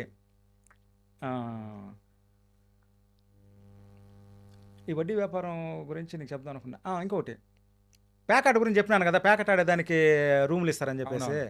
వ్యభిచారం చేసేదానికి రూములు ఇచ్చేదానికి కూడా ఉండారు మనోళ్ళు, మగోళ్ళు, ఆడోళ్ళు. అక్కడ వ్యభిచారం చేసేదానికి రూముల్లో, ఇళ్లలో పనిచేసే వాళ్ళు వస్తే వాళ్ళకి రూములు ఉండవు కదా, రోడ్డు మీద అయితే పనుకోలేరు కదా. ఆ మాలియాలో చీకటి పడిన తర్వాత ఏం చేస్తారు? ఏమైనా అంటే నాకోగలుగుతారు. సెక్స్ చేసుకోవాలంటే రూములు 2,000 రూపాయలు గంటకి, 1,500 గంటకి. అదే వ్యభిచారం చేసి ఆడదైతే 5 దినాలు 1,200 రూపాయలు. ఇంకొకటి సార్, సాల్మియాలో ఎర్ర మసీద్ అని ఒకటి ఉన్నది. మా ఫ్రెండ్ వాళ్ళదాన్ని పొద్దున్న 9 గంటలకు అట్ట పోయినాను నేను. ఆ సాల్మియాలో వదులుతారా, కారులో వదులుతారా అంటే అక్కడేదో డ్యూటీ చేస్తాడు. నేను సాల్మియా బహార్ రోడ్లో ఉంది, సముద్రం, ఆ పక్క సముద్రం, ఈ పక్కన రోడ్డు కోతల ఎర్ర మసీద్ అన్న సాల్మియాలో. ఆడ పోయి వదిలేసి నా పాటికి నేను పోతా ఉంటే, ఆ మసీదు పక్కన, రోడ్డు పక్కన అంతా మనోళ్ళు చీరలు కట్టుకొని ఒక్కాకులు వేసుకుంటూ కూర్చోండారు సార్ ఆడవాళ్ళు. వ్యభిచారం సార్. నేను ఎందుకో కూలి కోసం అనుకున్నా. నా 27 ఏళ్ల సర్వీస్లో ఆ హవల్లీలో, మాలియాలో వ్యభిచారం చేసేవాళ్ళు, తిరిగేవాళ్ళు నాకు తెలుసు. కానీ ఇంత పబ్లిక్గా రోడ్డు పక్కన పొద్దున 9 గంటలకి ఎర్ర మసీదు ముందర వరుసగా బకాలు కాడ కూర్చొని ఉన్నారు సార్. ఒక్కాకులు వేసుకుంటా మనోళ్ళు, ఆడవాళ్ళు. బెత్తరకపోయినా నేను. ఆ ఏరియాలో నా ఫ్రెండ్ ఒకటి ఉంటే, ఏందిరా అంటే వ్యభిచారం. 100 ఆడనే రూములు తీసుకొని, పార్టీషన్లు తీసుకునేసి, గుడ్లు కట్టుకునేసి ఆడనే. కాదన్నా, ఇంత లెవెల్లో జరుగుతూ ఉన్నా కానీ అక్కడ గవర్నమెంట్ కానీ, లేకపోతే అక్కడ ఉన్న లా అండ్ ఆర్డర్ కానీ వాళ్ళు ఏమీ చేయట్లేదా? ఏంటంటే బయట నుంచి వచ్చి బతుకుతున్న వాళ్ళు, సో మీరు దేనికోసం వచ్చారు అది మాత్రమే చేసుకోవాలి, అది కాకుండా వేరేది ఏంట ఇన్లీగల్ యాక్టివిటీస్ కానీ ఇట్లా చేస్తున్నారంటే వాళ్ళ సైడ్ నుంచి తీసుకునే యాక్షన్ కానీ అలాంటివి ఏముండవా సార్? పోలీస్ డిపార్ట్మెంట్కి ఈ ఇల్లీగల్ యాక్టివిటీసు, ఈ క్రైమ్స్ అంతా నేర్పించింది మన వాళ్ళే. యాక్చువల్గా వాళ్ళకి తెలియదు ఇట్లాంటివి. ఏది పేకాట, మందు, సారా ఇవంతా ఏమీ తెలియదు. ఇవన్నీ మన వాళ్ళే నేర్పించినారు. ఒకటి, వాళ్ళకి తెలియకుండా జరుగుతుంది. 2, లంచంతో జరుగుతుంది. జరిగేదైతే పక్కా. లా అండ్ ఆర్డర్ ఏం చేస్తుందిరా అంటే, డబ్బులు తీసుకున్నా గమ్మున ఉండాలా, అరే మనం ఎంత ప్రయత్నం మానరు అని అన్న గమ్మున ఉండాలా, లేదా లంచం తీసుకుని గమ్మున ఉండాలా, తెలియకుండా అన్న ఉండాలా. సార్ ఇప్పుడు వాళ్ళు ఇంత చిన్న కంట్రీ, కొంతమంది పోలీసు వాళ్ళు ఉంటారు, ఎక్కడెక్కడో రూముల్లో జరిగేది, ఫ్లాట్లలో జరిగేది ప్రతి ఒక్కటి వాళ్ళకి ఏం తెలుస్తుంది? ఇప్పుడు మొన్న చచ్చిపోయినారు ఇంతమంది, పబ్లిక్గా హాస్పిటల్కి జనాలు చచ్చిపోయినారు, అప్పుడు కదా చెకింగ్లు తయారైనాయా? వాళ్ళ లా అండ్ ఆర్డర్ స్ట్రిక్ట్గా ఉంటే పోలీసులు అంత పద్ధతి. అంతకుముందు వారానికి 2-3 మాటలు అపార్ట్మెంట్లు ఎందుకు చెక్ చేయాల? ఇప్పుడు రూముకు పోయి చెక్ చేస్తున్నారు. ఏంది, ఒక 200 మంది చచ్చిపోయినాకనా, 1000 కుటుంబాలు నాశనం అయిపోయినాకనా మీరు పోయి చెక్ చేసేదా? ఎక్కడుంది లా అండ్ ఆర్డరు? కోర్టులు, ఇంకా జ్యుడిషియల్ దీని గురించి చెప్తాను. అక్కడ కోర్టులు ఎలా ఉంటాయి? దొరికిన వాళ్ళు క్రైమ్ చేసినారు, పట్టుకున్నారు, మనుషులు చంపేసినారు, కరెక్ట్గా వాళ్ళకు ఒక 1-2 నెలల్లో వాళ్ళకి మెంటల్ వచ్చేస్తుంది. మెంటల్ వచ్చేస్తుంది సార్. అంతవరకు బాగానే ఉంటారు, 2-3 పెళ్ళాలు ఉంటారు, ఉద్యోగాలు చేసుకునేవాళ్ళు. మనోడిని ఎవడైనా చంపితే వాడు సెల్లేకి పోవడము, వెంటనే వాడికి మెంటల్ వచ్చేస్తుంది. గురువుగారు, మెంటల్ వచ్చేస్తుందంటే ఏమి? డాక్టర్ సర్టిఫికేట్ తెచ్చేస్తారు, వాడికి మతిస్థిమితం లేదని చెప్పేసి 1-2 నెలలకు వచ్చేస్తారు సార్. ఈ పెట్రోల్ ఉండడం వల్లేనా అసలు ఇంత అనేది? ఒకవేళ అదే లేకపోతే? కువైట్లో వాళ్ళ మూల ఆదాయం మొత్తం వాళ్ళకి పెట్రోల్ తప్ప ఏమీ లేదు. ఏదైనా కానీ ఉప్పు, మిరక్కాయ బయట నుంచి పోవాల్సిందే. ఏదైనా మంచినీళ్ళు వాళ్ళు సముద్రంలో ఫిల్టర్ చేసి కంపెనీ పెట్టుకునేస్తున్నారు, పెద్ద పెద్ద మిషన్ల ద్వారా. ఇంతకుముందు ఆ మంచినీళ్ళు కూడా లేవు. సముద్రం నీళ్ళని ఫిల్టర్ చేసి ఇప్పుడు వాటర్ ప్రాబ్లం లేకుండా పెట్టుకున్నారు. అంత ఇళ్ళకి బ్రహ్మాండమైన నీళ్ళు ఉన్నాయి. తిండి వరకు ఏదైనా, గుడ్డలు, తిండి, బంగారు ఏదైనా సరే, కార్లు గీళ్ళు అంతా బయట నుంచి రావాల్సిందే. గర్వం తగ్గాలరా అంటే పెట్రోల్ అన్నా ఎండిపోవాలా, లేదురా అంటే ఏ పెట్రోల్ని అయితే చూసుకొని వాళ్ళు ఇంత విర్రవీగి ఇంతమందిని చంపేస్తున్నారో, ఇంతమంది ఆడవాళ్ళ జీవితం నాశనం చేస్తున్నారో, ఇంతమందిని జైల్లో వేసి హింసిస్తున్నారో, వాళ్ళ గర్వం తగ్గాలంటే he's the man, Elon Musk. ఎందుకు ఎలాన్ మస్క్? టెస్లా ఎందుకు వచ్చాడు చెప్తాను. ఎందుకు వచ్చాడు నాకు కూడా ఎందుకో టక్కన ఐడియా వచ్చేసింది అంతే. టెస్లా అధినేత అలాంటి మగవాళ్ళు ఒక 5-6 మంది గారు చేరుకున్నారంటే చేయొచ్చన్న, వీళ్ళ గర్వం తగ్గించవచ్చు. ఎందుకురా అంటే ప్రపంచంలో పెట్రోల్ వల్ల ఏం జరుగుతుంది? కొన్ని ఇంజన్లు నడుస్తున్నాయి, కార్లు నడుస్తున్నాయి, ఫ్లైట్లు నడుస్తున్నాయి, రైళ్లు నడుస్తున్నాయి, అన్ని డీజిల్ పెట్రోల్ వల్లనే కదా. వాటికి సమాంతరంగా వాటితో పని లేకుండా కరెంటుతోనో బ్యాటరీతోనో నడిచే విధంగా కానీ చేస్తే వాళ్ళు మన ఇంటికి రావాలి తిండి కోసం, అంతే, వేరే మార్గం లేదు. పెట్రోల్ అన్నా ఎండిపోవాలి, ఎలాన్ మస్క్ లాంటి వాళ్ళన్నా స్టెప్ తీసుకోవాలి. చేస్తాడు చూడు అన్న, శాటిలైట్లు పంపిస్తున్నాడు, బ్యాటరీ బండ్లు తయారు చేస్తున్నారు. స్టేట్ టైం సార్, టైం ఉంది. దేవుడు ఉన్నాడు గురువు గారు, ఇన్ని ఘోరాలుగా అంచేదానికి ఉన్నాడు కదా పెద్ద ఆయన, అంచుతాడు చూడు. ఆయన ఇప్పుడు ప్రస్తుతానికి శాటిలైట్లు చేస్తున్నాడు, బ్యాటరీ బండ్లు చేస్తున్నాడు. పెట్రోలు డీజిల్ అవసరం లేకుండా ప్రతి పరికరం, ప్రతి ఇంజను, ప్రతి వాహనం కానీ చేసినారంటే, ఒక 10 మంది మేధావులు బాగా డబ్బున్న చేరుకొని కానీ చేసినారంటే వాళ్ళు మన ఇంటికి అన్నానికి రావాలి. ఓకే, ఈ కఫీల్ సిస్టమ్ అని చెప్పేసి మీరు ఇందాక నుంచి మాట్లాడుతున్నారు. అసలు ఈ కఫీల్ సిస్టమ్ అంత ఘోరంగా ఉంటుంది అంటే వాళ్ళు పెట్టే బాధలు కానీ ఇలా ఇంతమంది చనిపోతున్నారు అని అంటూ ఉంటాం. మరి దీనికి స్వస్తి చెప్పే సొల్యూషన్ అంటూ ఏమన్నా ఉందా అసలు? కఫీల్ సిస్టమ్ పోతే ప్రపంచంలో ఎంతమంది అక్కడికి బతకని వచ్చినారో అందరూ చాలా హ్యాపీ సార్, అందరూ చాలా హ్యాపీ. హింసించేవాడు లేకపోతే హ్యాపీగా పని చేసుకుంటారన్న, ఎంత కష్టమైనా చేస్తారన్న. గవర్నమెంట్ డైరెక్ట్గా మనకు వీసాలు ఇచ్చినా, వాళ్ళ గవర్నమెంటు మన ఎంబసీ మనకు డైరెక్ట్గా గవర్నమెంట్ మనకు వీసాలు ఇచ్చినా, మనం ఆ దేశంలో కాదు ఏ దేశంలో పోయి మన కష్టం మనం పడతాం, ఇష్టం ఉంటే పని చేస్తాం, లేదంటే గమ్మున ఉండిపోతాం.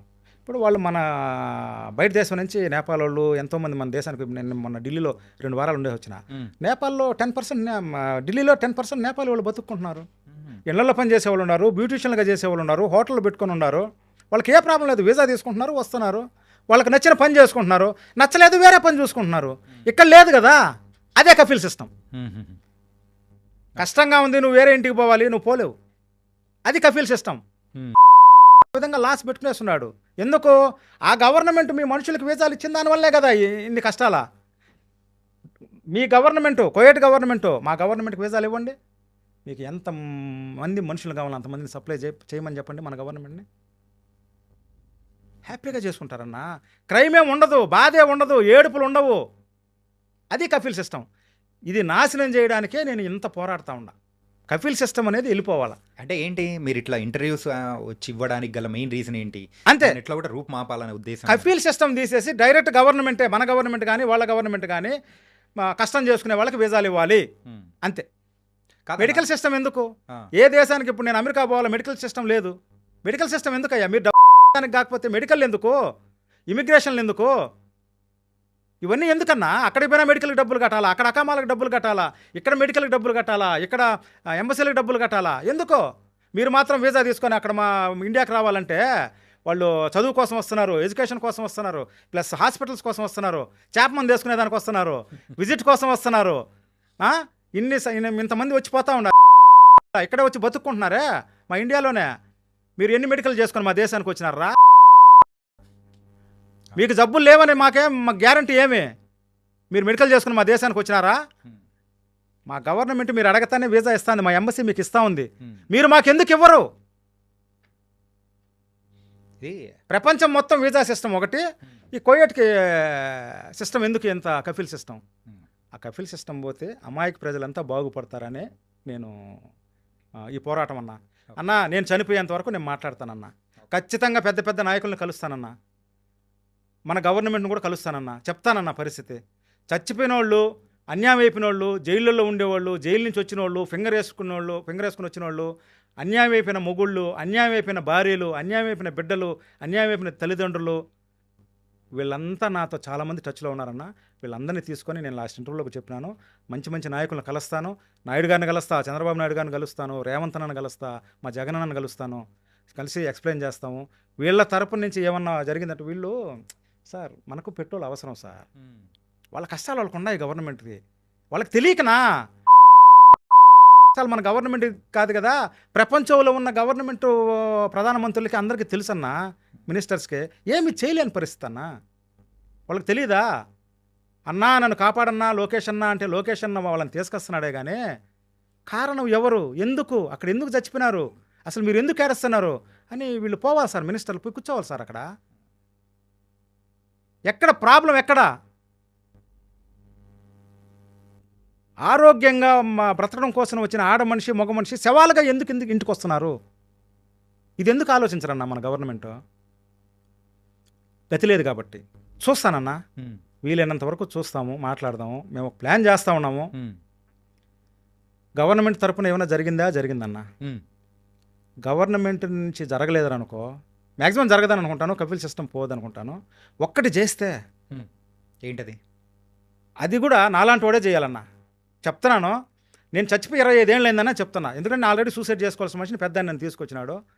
ఏమైతే అది అవుతుంది అనుకోని ఇది కానీ ఇంకా కొన్ని సంవత్సరాలు పోరాడతా, జరగలేదంటే అన్న మా టీం అంతా అన్యాయం అయిపోయిన వాళ్ళు అంతా చేరుకొని కోయేట్లోళ్ళు చాలామంది విజిట్ మీద వస్తారు, హాస్పిటల్కి వస్తారు, పని చేసుకునేదానికి వస్తున్నారు, చదువుకునేదానికి వస్తున్నారు. ఒక 10 ఆడవాళ్ళు కానీ మగవాళ్ళు కానీ కోయేటోళ్ళని దెంకొచ్చి పట్టుకొచ్చి కోడూరుకి తిరుపతికి మధ్యలో బాల్పల్లి చెక్ పోస్ట్ దగ్గర రోడ్డు పక్కన వరుసగా ఎర్రచందనం చెట్లు ఉన్నాయి. ఒక 10 మందిని కట్టేద్దాం అనుకున్నానన్న. గవర్నమెంట్ ఆర్డర్ తీసుకొని, డిపార్ట్మెంట్ ఆర్డర్ తీసుకొని 10 మందిని కట్టేస్తే వాళ్ళ గవర్నమెంట్ ఎందుకు దిగిరాదు? అన్యాయం అయిపోయిన వాళ్ళ దగ్గర మెట్టుతో కొట్టిస్తే ఆ గవర్నమెంట్ ఎందుకు దిగిరాదు? మన గవర్నమెంట్తో ఎందుకు మాట్లాడదు? ఇది సొల్యూషన్ కాదు. ఇంకోటి ఓకే, మీరు అనొచ్చు, కరెక్టే. అవును, ఇంకోటి చెప్తా, చూస్తాం, కట్టేస్తాం, గవర్నమెంట్ దిగి వచ్చిందా ఓకే.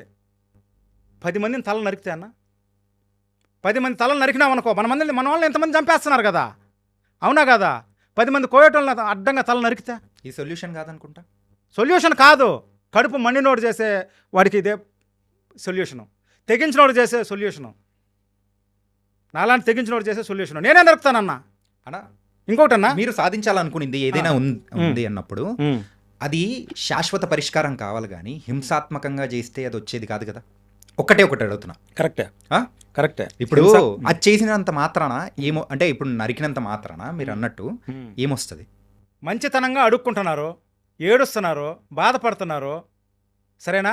కొంపలు నాశనం చేసుకునేస్తున్నారు, పిల్లలు ఏడుస్తున్నారు, తల్లిదండ్రులు ఏడుస్తున్నారు, కుటుంబాలు నాశనం అయిపోయినాయి, చచ్చిపోయినారు, ఎన్నో తాళిబొట్లు తెగిపోయినాయి, సరేనా? ఎంతోమంది బిడ్డలను పోగొట్టుకున్నారు, ఎన్నో శవాలు వస్తున్నాయి. మంచితనంగా అడిగితే కూడా సమాధానం రాకపోతే, మంచితనంగా అడుక్కుంటే సొల్యూషన్ దొరకకపోతే కడుపు మండదా? కడుపు మండి చేసే తప్పెట్టవుతుందన్నా, తెగించి చేసే తప్పెట్టవుతుందన్నా. 3000 మంది 4000 మందిని చేరుకొని 10 మందిని దెంకొచ్చి ఎర్రచందనం చెట్లేసి అడ్డంగా నరికితే దొమ్మి కేసులో పోతాయి. ఏమవుతుంది? అంతగా పట్టుకుంటే ఏమవుతుందన్నా? ఇప్పుడు నేను చచ్చిపోయి 25 ఏళ్ళైంది, మళ్ళీ కొత్తగా చచ్చేదేమున్నది? కుటుంబాలు బాగుపడతాయి కదన్నా. అంటే 70-80 ఏళ్ళ నుంచి ఈ అరాచకాలు చూస్తా, ఇంకో ఎన్ని అంటే మన బిడ్డలు ఇట్లే పడతా ఉండాలనా? పోకుండా మానరు, చంపకుండా మానరు. దీనికి ఎండ్ ఎట్లా?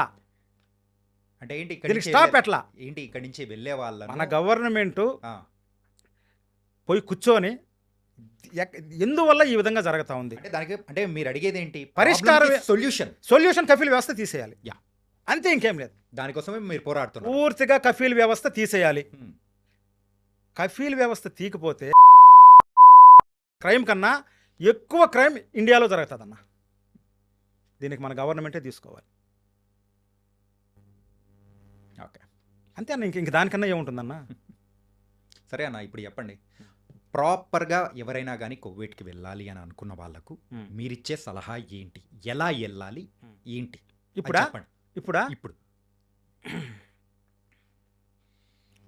ప్రెజెంట్ వెళ్ళాలనుకుంటేనా? ఇప్పుడు అంటే వెళ్ళే వాళ్ళు ఎవరు ఆగట్లేదు కదా, ఆగరు. అంటే వాళ్ళకు ఇప్పుడు వెళ్తున్న వాళ్ళకైనా కానీ కరెక్ట్గా సజెషన్ కానీ, లేకపోతే అరే ఇలా కాదరా మీరు చేస్తున్న తప్పులు ఇది, ఇలా కాకుండా ఇలా వెళ్ళారంటే కరెక్ట్గా ఉంటుంది అని మీరు అనుభవించారు కాబట్టి మీరు ఇచ్చే సలహా ఏంటి? ఇప్పుడు కొత్తగా వెళ్ళాలనుకున్న వాళ్ళకి, ఇంట్లోకైనా బయటైనా కంపెనీలకైనా ఎక్కడికైనా సరే, ప్రెజెంట్ ఉండే సిచ్యువేషన్లో కొత్తగా పోవాలనుకున్న వాళ్ళు కానీ కోయటకు పోయినారంటే మీ పెంట మీరు తినాల్సిందే. పచ్చిగా చెప్పాలంటే ఇంకంతే. కష్టం కష్టం ఇరుక్కుపోతారు. డబ్బు చూసుకొని పోయినారంటే, మీరు ఆ జీతం కోసమో ఆ దినార్ల కోసం పోయినారంటే, పోయిన కొత్తల్లో బాగుండొచ్చేమో కానీ కూరుకుపోతారు. కుటుంబాలు సర్వనాశనం అయిపోతాయి. మీరు ఎంత డబ్బు సంపాదించినా మీ ఫ్యామిలీస్లో హ్యాపీగా ఉండదు. మొగుడు అక్కడ ఉంటే మీకు చెప్పినాను, 2 బిడ్డలు అన్న, ఒక మగబిడ్డ ఒక ఆడబిడ్డ, ఒక 2 సంవత్సరాల ఆడబిడ్డ అన్న, 3 సంవత్సరాల మగబిడ్డ అన్న. మా ఇంటి ముందరనే అన్న ముస్లిమ్స్ అన్న, ఆడబిడ్డ కొడుకుతో వెళ్ళిపోయిందన్న అమ్మాయి. ఆడబిడ్డ కొడుకు అంటే తమ్ముడు వరుస అవుతాడు. మొగుడు అక్కడ కోయట్లో ఉంటే ఆ అమ్మాయి వెళ్ళిపోయిందన్న ఎక్కడికో. ఎందుకో అత్తామామ పోరు భరించలేకుండా పోయిందా? మొగుడు అక్కడ ఉండి రాకుండా ఉంటే వెళ్ళిపోయిందా? బిడ్డల జీవితాలు ఏమైపోవాలన్న? 2 సంవత్సరాల ఆడబిడ్డ, 3 సంవత్సరాల మగబిడ్డ వెళ్ళిపోయిందన్న. సొంత వరుసకు తమ్ముడు ఎవరితో ఆడబిడ్డ కొడుకుతో వెళ్ళిపోయిందన్న అమ్మాయి. కువైట్కి పోయింది అని చెప్పేసి అబద్ధం చెప్పుకుంటున్నారన్న. అంటే అమ్మాయి చేసిన తప్ప, అత్తమామ చేసిన తప్ప, మొగుడు చేసిన తప్ప, కోయట్ వల్ల జరిగిందా? కేవలం కోవైట్ వల్లనే జరిగిందన్న. మొగుడు ఏం చేస్తాడన్నా? 10 రూపాయలు సంపాదించి భార్య బిడ్డలకు అన్నం, అమ్మ నాయనకి బిడ్డలకు అన్నం పెడదామని పోయినాడన్నా. వాడు చేసిన తప్పే ఉంది. ఆ అమ్మాయి వెళ్ళిపోయిన అమ్మాయి కూడా తప్పే ఉందన్న. ఇక్కడ చూస్తే అత్తమామ పోరు, మొగుడు చూస్తే అక్కడ ఉప్పు కారం తినే శరీరం. ఇట్లాంటివి ఎన్ని ఉన్నాయి, కొన్ని లక్షలు ఉన్నాయన్న. నేను ఎగ్జాంపుల్, ప్రతి ఒక్క సిచ్యువేషన్ నేను చెప్పేది ఎగ్జాంపుల్ మాత్రమే. ఓకే, ముందు నన్ను నేనుగా ఎగ్జాంపుల్ చూపించుకుంటున్నా మీకు. నేను ఎవరిని ఒకరిని గురించి విమర్శించడంలే, నా ఎగ్జాంపులే చెప్పుకుంటున్నా.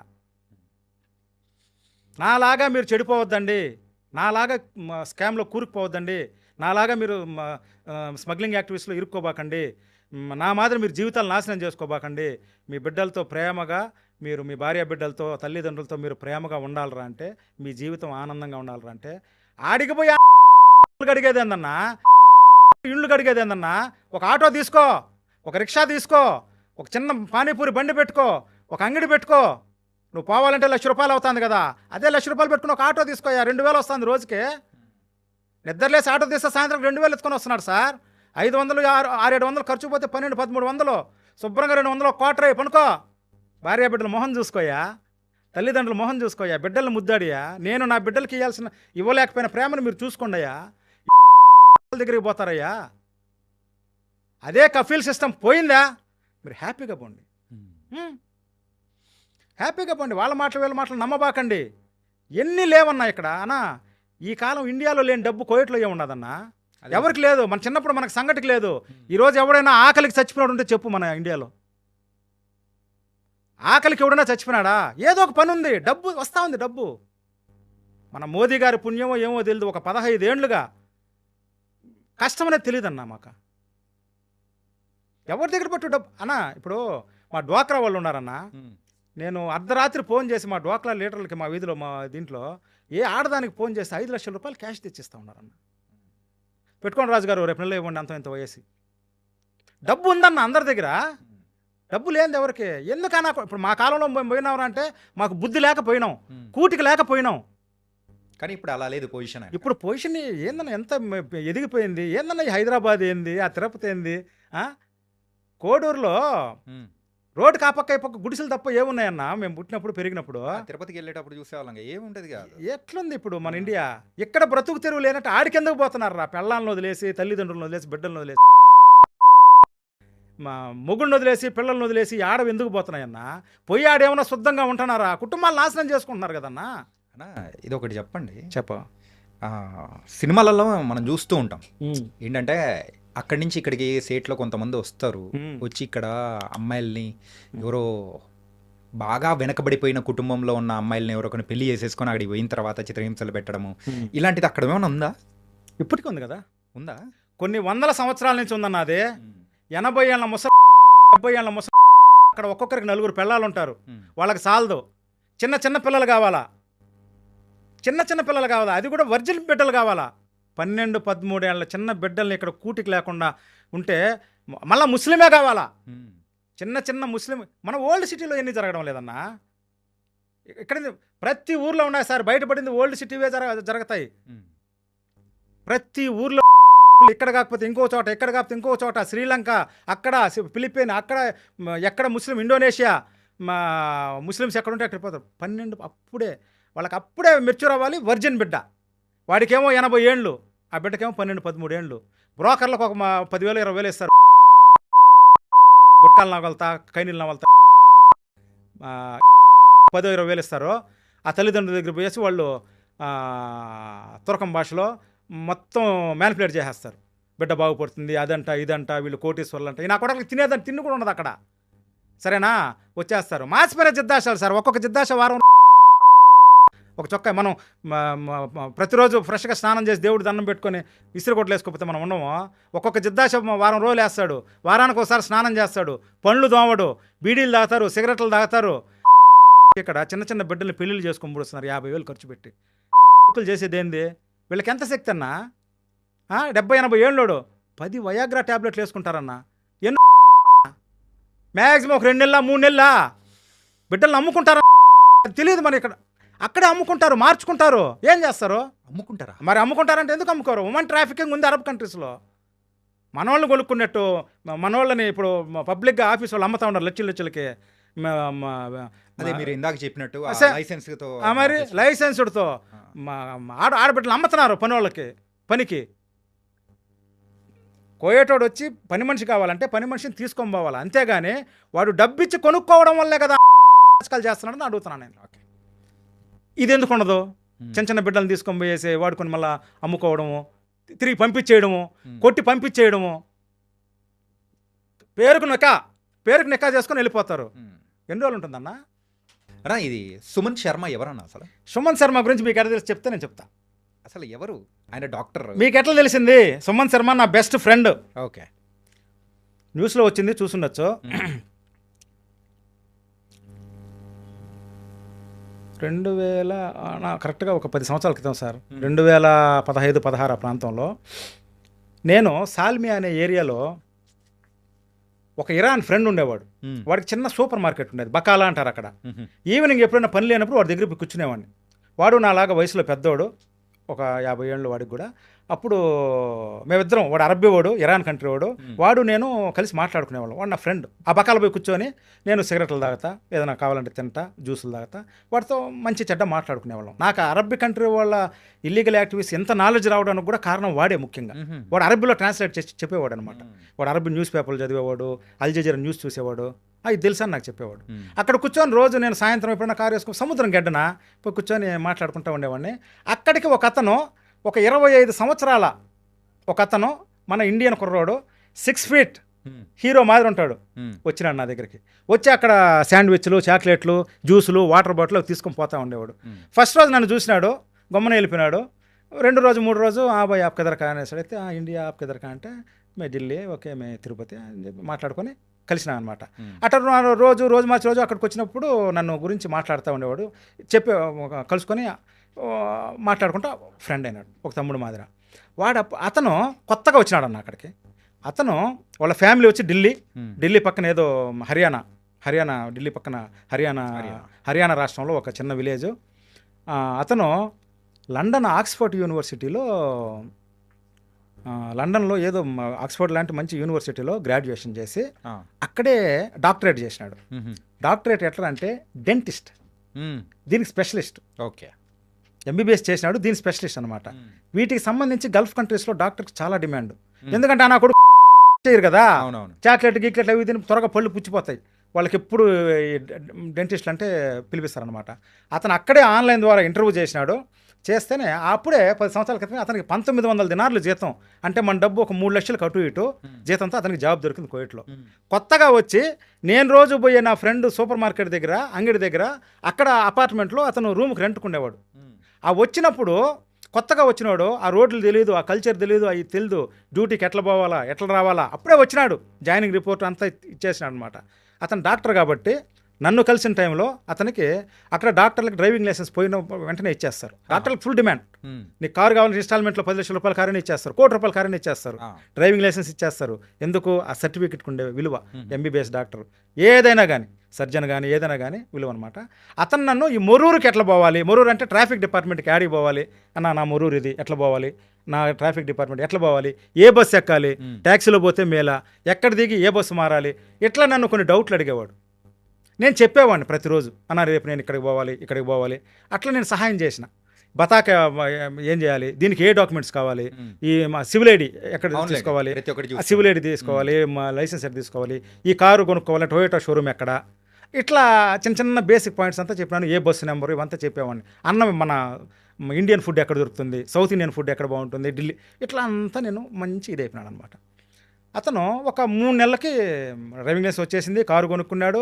సాల్మియాలోనే అతనుండే ఏరియాలోనే, సాల్మియా అనే ఏరియాలో చిన్న hospital, government hospital, Farah hospital అంటారనమాట. చిన్న హాస్పిటల్లో అతనికి గవర్నమెంట్ జాబ్ వచ్చింది. 1900 దినాలు అంటే మన డబ్బులు 3 లక్షల చిల్లర, రోజు కార్లో వెల్ సెటిల్ అయిపోయినాడు. ఏదైనా డౌట్లు ఉంటే రోజు అడిగేవాడు. తర్వాత సెటిల్ అయిపోయిన తర్వాత నెలకు 2 నెలలకి 3 నెలలకి ఫోన్ చేసి అన్న ఎట్లున్నావు, మంచోడు చేస్తా వచ్చినాడు. అతను అనుకోకుండా అతను వచ్చిన ఒక 7-8 నెలల తర్వాత రాత్రి 10-11 గంటలకు నాకు ఫోన్ చేసినాడు. ఫోన్ చేసి రాజుబాయ్ కిదరే అని మాట్లాడుతున్నాడు. ఒకటి మంది వీడికి ఏమో యాక్సిడెంట్ అయిందిరా అని అనుకొని క్యావా బోలో అనేసి అంటే జల్దీ అన్నా అన్నాడు. జల్దీ ఆజావు తోడా బాత్ కర్నే అన్నాడు. వీడికి ఏదో జరిగిందని అని చెప్పేసి నేను రాత్రి 11-12 గంటలకు వేసి వాడు రూమ్ పోయినా. సాల్మియాకి నేను సల్వాలో ఉన్నా. ఒక 20 మినిట్స్ అనమాట, సముద్రం రోడ్డు మీద నేను కారు వేసుకొని పోయినా. పోతే అన్న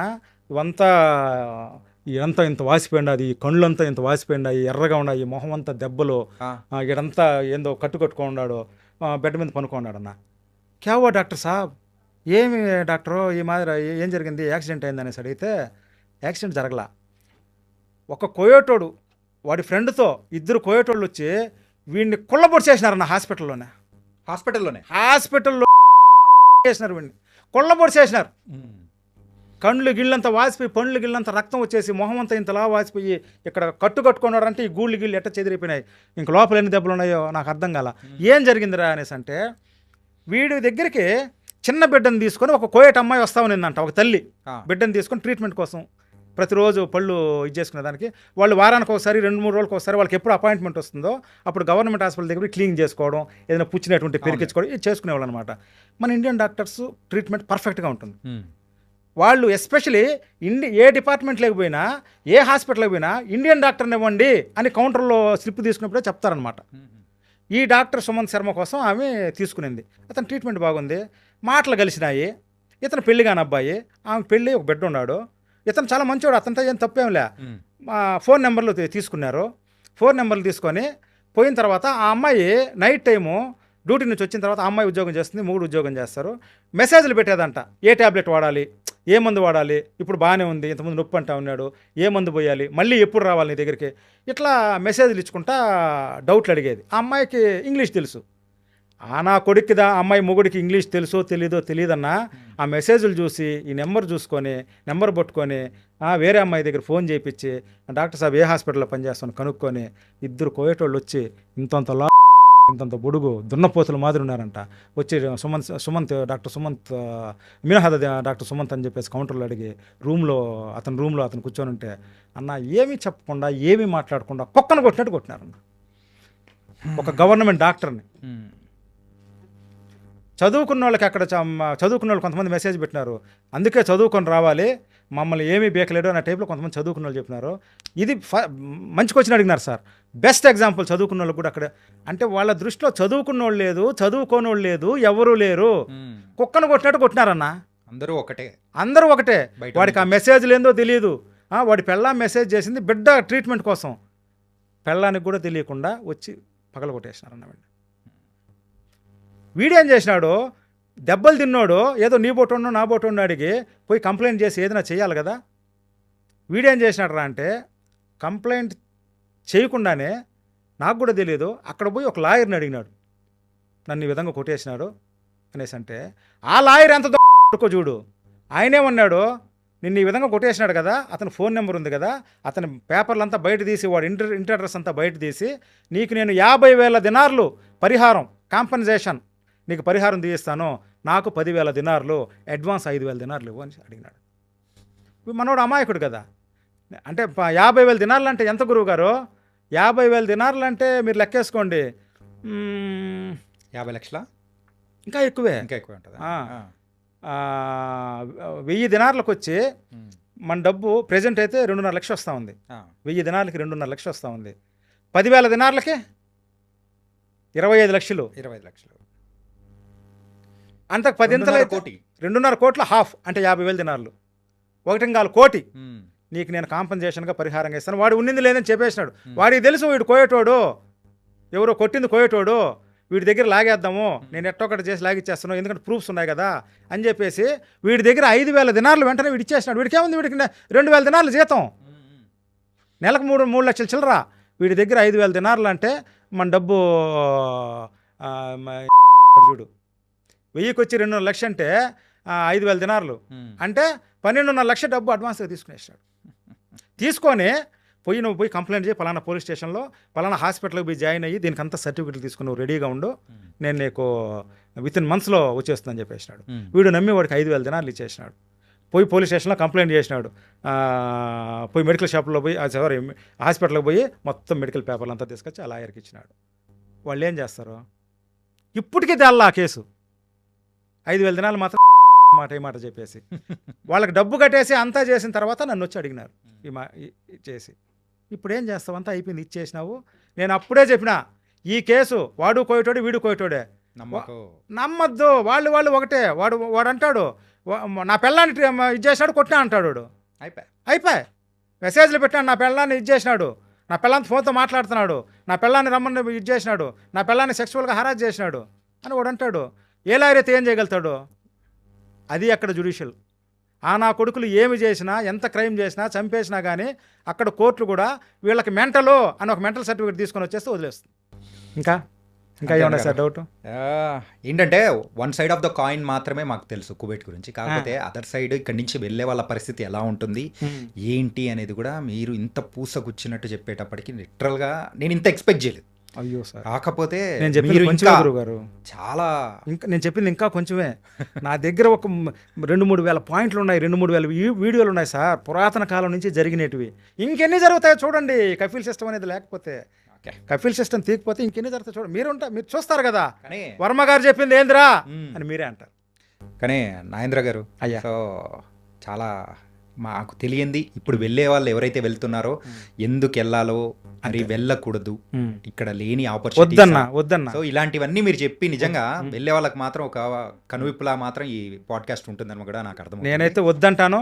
ఇక్కడ ఏదైనా చేసుకోండి, హ్యాపీగా భార్య బిడ్డలు తల్లిదండ్రులతో ఉండండి, లేదంటే వేరే దేశాలకు పోండి. ఇప్పుడు ఎన్ని దేశాలు లేవు అంతగా పోవాలనుకుంటే. ఇప్పుడు నా మాదిరి విమానం ఎక్కాలనుకున్నారు, వేరే దేశానికి ట్రై చేయండి అన్న. ఇప్పుడు అన్ని దేశాలు అవకాశం ఇస్తా ఉన్నాయి. విమానం ఎక్కాలనుకుంటే ఇక్కడ నుంచి బెంగళూరు పోండి, చెన్నై పోండి, ఢిల్లీ పోండి. ఎందుకు? ఇప్పుడు యూరోప్ కంట్రీస్లో ఎన్నో దేశాలు మనకు అవకాశం ఇస్తూ ఉన్నాయి సార్. నర్సులుగా కానీ, హాస్పిటల్లో పనిచేసే వాళ్ళు కానీ, ఒక లేబర్ వర్కర్లు కూడా మనకు చాలా అవకాశాలు ఇస్తున్నాయి సార్. అది తెలియదు. కోయట్ అని చెప్పేసి పోయి ఎందుకులే సార్, ఇంకా ఏం చెప్పాలి, వేరే దేశాలకు వెళ్ళండి.